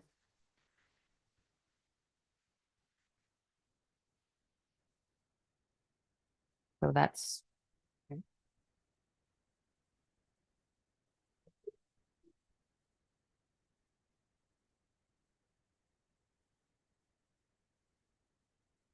No any questions on that one? Yeah, the amendments are just to make it consistent with other chapters.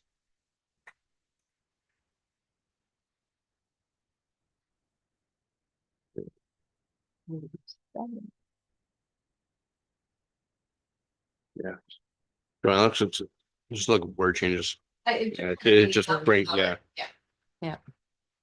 Right, that was 87.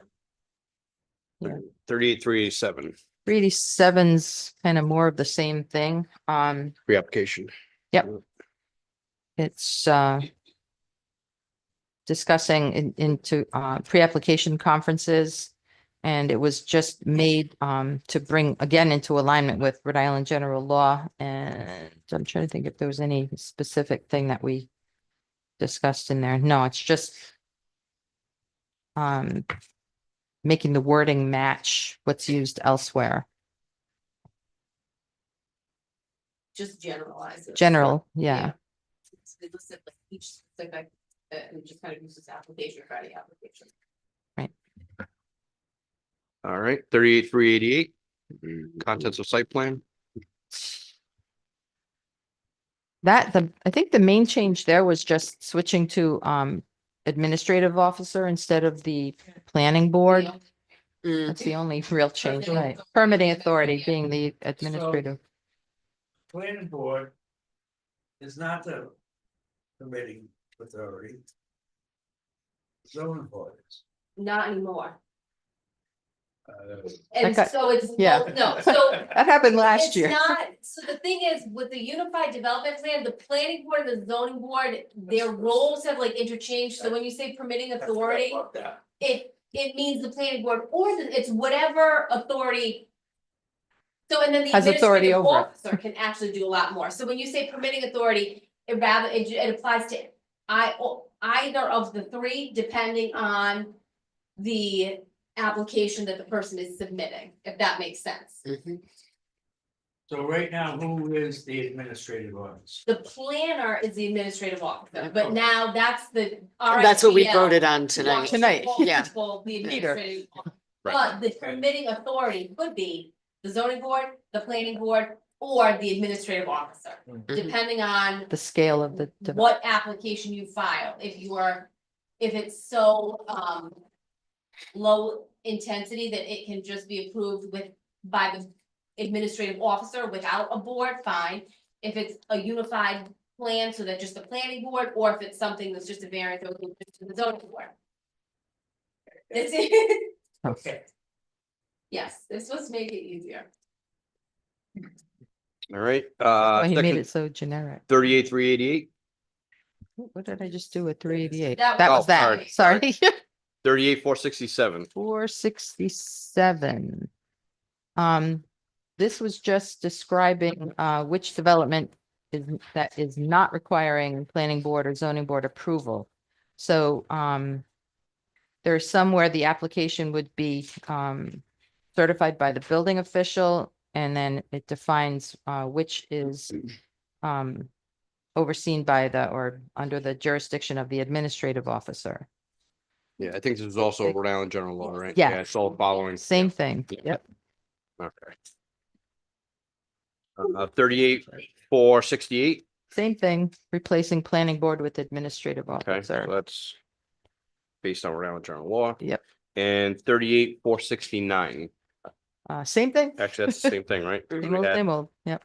It Um, changes when they vest, on that one? on both of them. It's- Okay. they Oh, yeah, don't- yeah. that's when the administrative officer accepts the application versus when the planning board. It gives them. Right, that's Rhode Island. Yeah. Yeah, okay.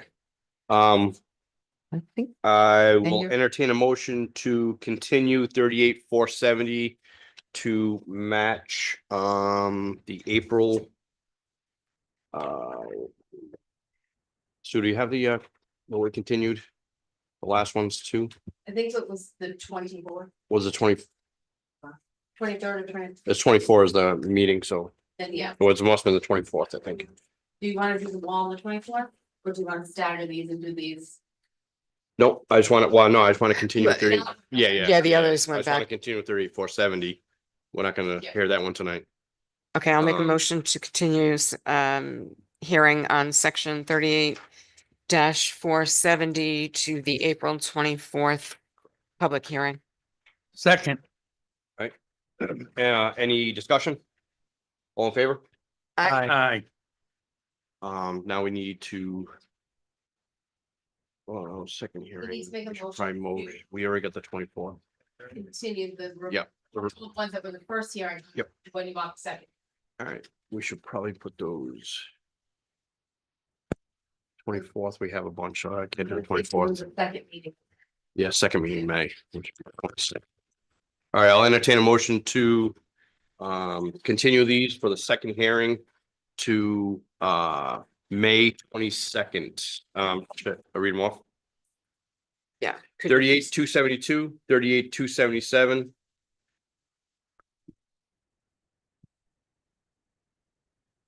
What was this number for? Us 277 sewage. No forces recommendation to amend section. Do we do that one? Yes. Okay, Number 4 shouldn't have been Number- 4, it's just a description. yeah, it's just a description. Okay, yeah. And okay. 38,286, 38,287, 38,289, 38,321, 38,322, 38,324, 38,325, 38,386, 38,387, 38,388, 38,467, 38,468, 38,469 to the May 22nd meeting. So moved. Second.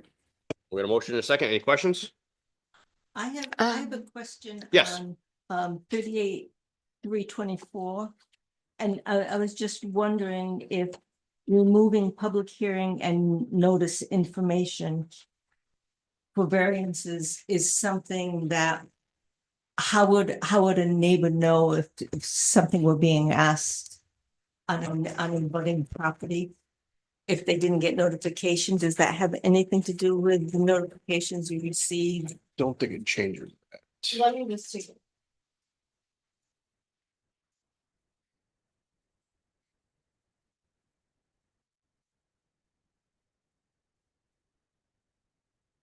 Hillary, do you have? One was in 2 different places. Yes, that's fine. So no, bring back- thank you. Yeah, we would never remove that. Yeah, I think it's.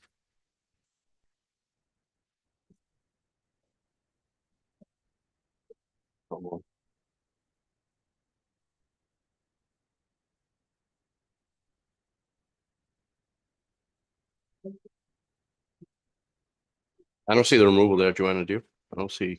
It does, yes, it does remove that.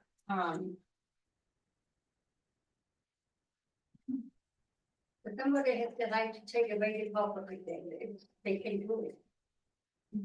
But it doesn't have to go before the. How- 324.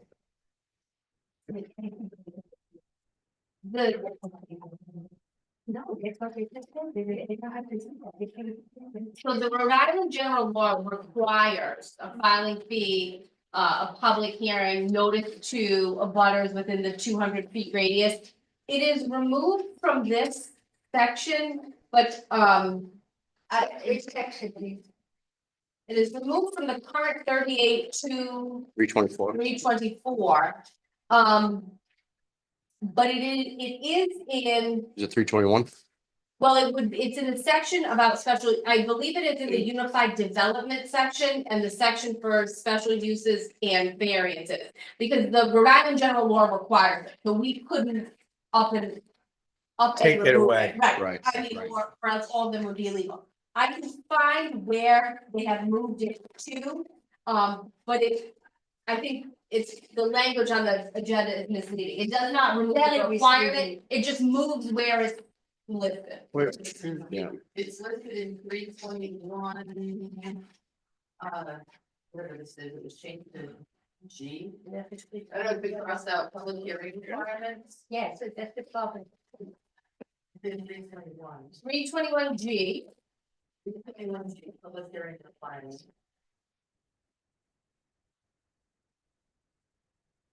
Yes, Applications filed under this article shall hold a public hearing in an expeditious manner after receipt. Yeah. of an application. So that's the notice of the hearing, yeah. yeah, it is in, so it's in 321 G is the public hearing and the notice requirements. The filing fee is in B. The pre-application conference is in E, so it is, that's where it is, and it does reference. Specifically in G, the public notice requirements pursuant to, and it cites each of the general laws for who you have to notify. So if it's a variance application, a special use application, or a unified development application. So if a neighbor wants to take out of your property, how will I find out? 25 feet or 10 feet or 20 feet? If that is something that they can't do through zoning. If they want to take some of your property, they'd have to call and ask you to sell it to them. And if you have to subdivide. If you don't want to do it, you don't have to do it. And they cannot take it. No, absolutely not. By law. By law, that is yours. And that has nothing to do with not It- getting notified. No. No, not at all. This is That's if your different. neighbor wants to put up, like a garage. Yeah. You have to get notice and you can say, oh, I don't like it, it's too close to my property, or, oh, I think it's gonna affect my wet. That's that type of notice. They cannot, no neighbor can come take your land, the town can't say anything about it. Okay, and Yes. they cannot take your property either, because if you own the property, you have to give permission, correct? And they don't Well, take it away. the state- They're not gonna take it away. Under eminent domain, but that's something. She's opening I think- a can of I think you're all set. I think you're all set. I don't think they're gonna take your property. Yeah. I don't think they're gonna take your property. Okay, we have a motion, all in favor? Aye. Aye. Opposed? All right. I'll entertain a motion to adjourn. Stoney, you're usually first with the second. Right, we have motion and